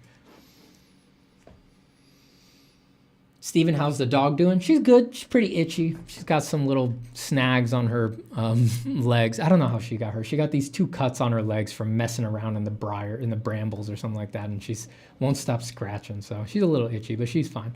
Does your wife ever tell you to stop drawing? No. What does she want me to stop making money? You fucking no way. No way. She tells me to stop drawing when she's like, hey, the house is on fire, or you know, there's oozing pools of ichor coming out of the toilet. We better address it, you know, when there's stuff that needs to get done. But no, she doesn't want me to stop drawing. You plein air paint in hell, don't you? You made a pact with the devil, didn't you? Look, sometimes you got to cut a deal. You got to cut a deal. Is that a wet saw going in the background? Yeah, I should get off because they're starting to. That's life. My neighbor, the home setup that I'm in, like my backyard it's not. I don't have a yard. I don't have access to it. It's just like the yard behind my house is attached to my neighbor's backyard. You know, yard to yard, houses out on the street. You know how residential living works. My neighbor has recently started doing construction in their backyard. Great for a streamer. You know, my window looks right at it there. I actually can't, the garage kind of blocks what they're doing. I think they're putting in a patio. So yeah, there's some wet saws going over there. Sorry about that, everybody. The one on the right looks very Euronymous Bosch. I like that.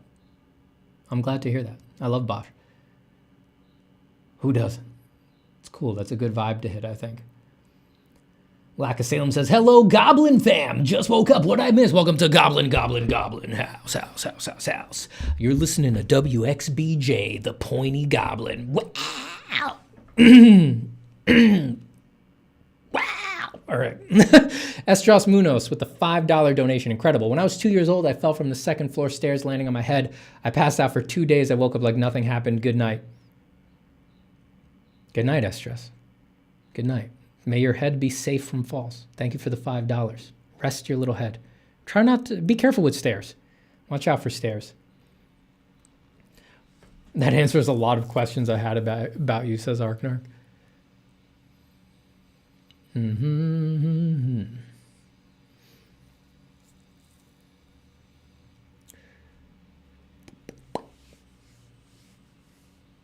God damn, you're still streaming? Well, I'm signing off. We had a good run. We had a good run.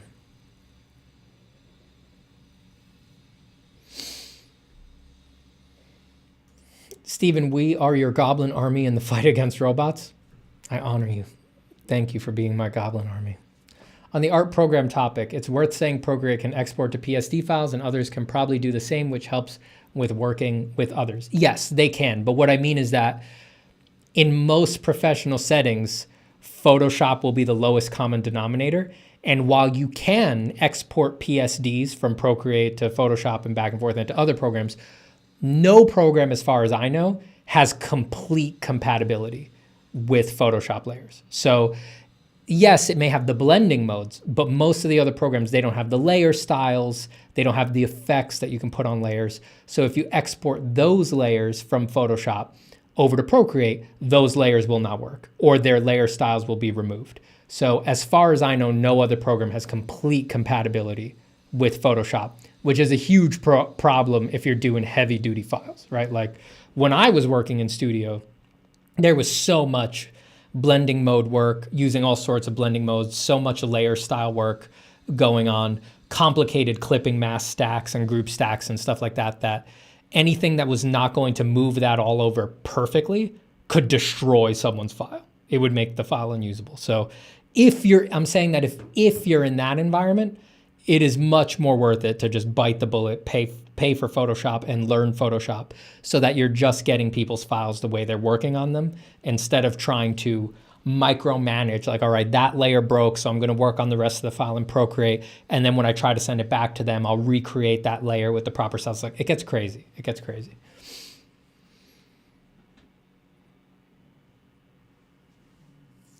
Have you ever done any watercolor pieces? Yeah, I actually really like watercolor. Yeah, if you go back through the streams, there's a bunch of streams where I do watercolors. I don't use it like in the very tricky traditional watercolor way. I just use it as kind of a quick, direct color sketching medium. But I think watercolor is great. I love it. Hey, Steven, I dare you to say a subject idea for me to draw right now. I refuse. I refuse on principle. I refuse on goddamn principle. Try to do 100 pictures you really care about before you die. There's your theme.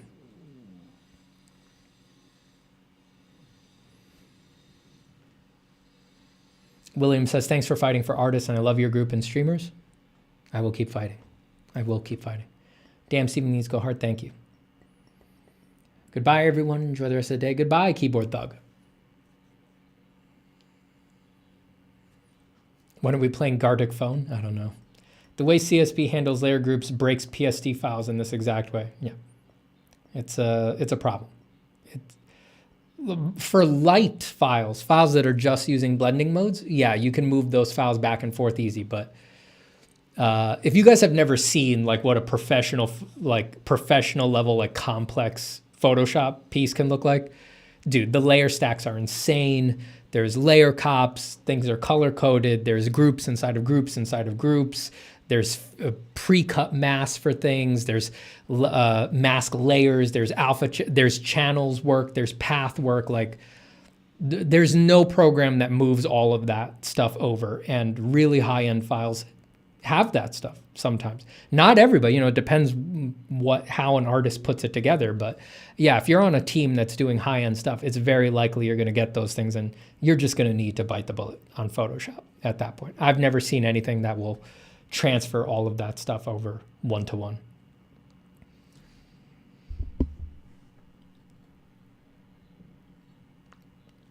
Just tuning in, you streaming more today? No, I'm getting off for the day.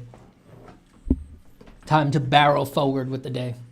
We've been on for over 3 hours here. I'm going to go get some lunch, get some exercise, do some feedback. The usual. Oh, big stretch.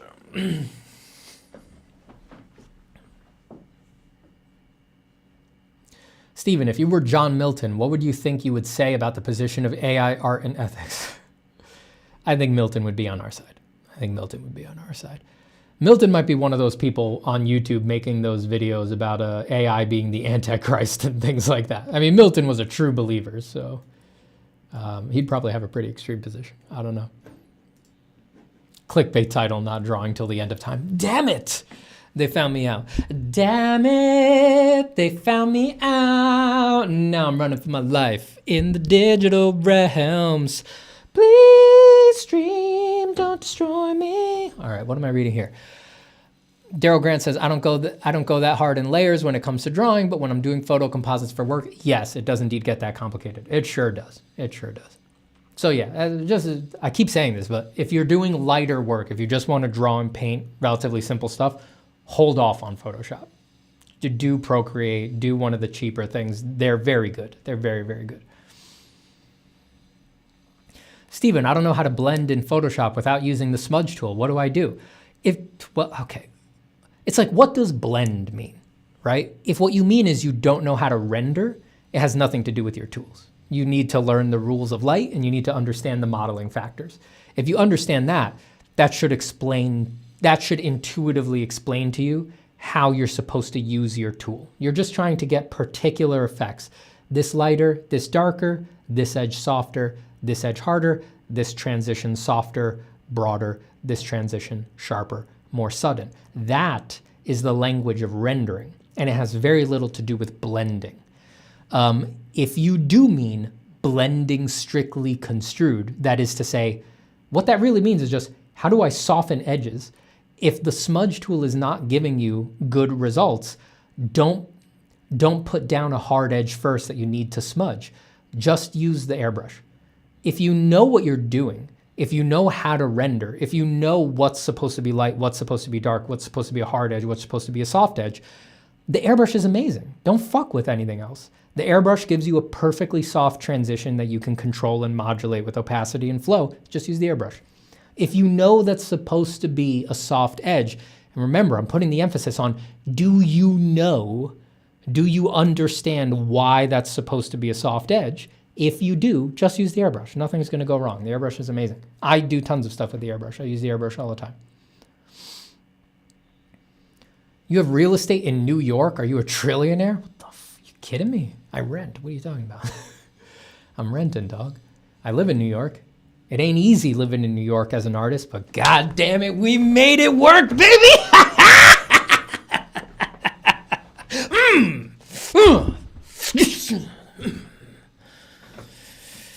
In a renting capacity. We made it work in a renting capacity. You know? It's not like I have a lot of room. I mean, damn, a big apartment in New York City. Most of you out there would be like, Jesus, how do you fit your life in here? Good stream, cool art, very wow. Thank you, Magnus.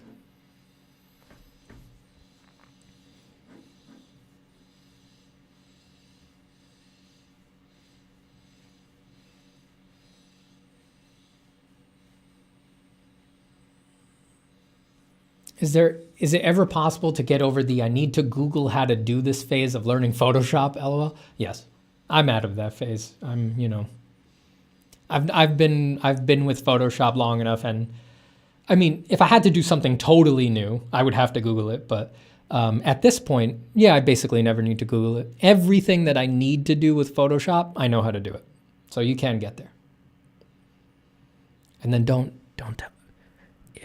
If you reach that point, don't tell anybody, because then you'll be the Photoshop guru for your friend group, and they'll never leave you alone. They'll constantly be texting you, hey, there's like a weird two weird pixels sticking out around the edges of this layer. What do I do? You'll have to guide them through it via text. Don't do it. Don't do it. Just always play dumb. Weaponize your incompetence. Just say, I have no idea. Yeah, Photoshop's totally inscrutable. I don't understand how to use it. JB says, form from imagination made me stop being afraid of the airbrush. Now I can't stop using the airbrush. That's the result I'm looking for. That's the result I'm looking for. If you actually understand what the hell you're trying to do with rendering, then you can use whatever tool you want, and you're free to use the airbrush. You're not going to get mushy nonsense like you do if you use the airbrush and you don't know what you're actually trying to put down. Boom, boom, boom. Most sane New Yorker. Oh, yeah. Millennials walking around like they rent the place. That's funny, Vode. I'm gonna tell my wife that one. I'm gonna put that one in the tank. My wife's gonna like that one, and I'm not gonna credit you when I tell her. She's gonna say, "That's funny." I'm gonna say, "Thanks. I came up with it myself." I'm just kidding. For ethical purposes, and in order to not be a hypocrite, I'm gonna say thank you. A person on my stream named Vode said it. And we had a bit of an exchange, a comical exchange, where I told them that I would use the joke on you and that you would like it, which I did correctly predict. But in the joke, in the bit, I said that I wouldn't credit him. But then I walked that back. I let him know that I would credit you. And now I've brought it full circle because I am crediting him post telling you the joke. My dear wife, you're so beautiful. And then everything's going to be all right once we handle it like that. Everything will be A-okay. Keep drawing, everyone. Goodbye, Stephen. Goodbye, Autumn Rose. Goodbye. All right, everybody. I'm getting really hungry, so I'm going to cut out. Goodbye, dear friends. I must go.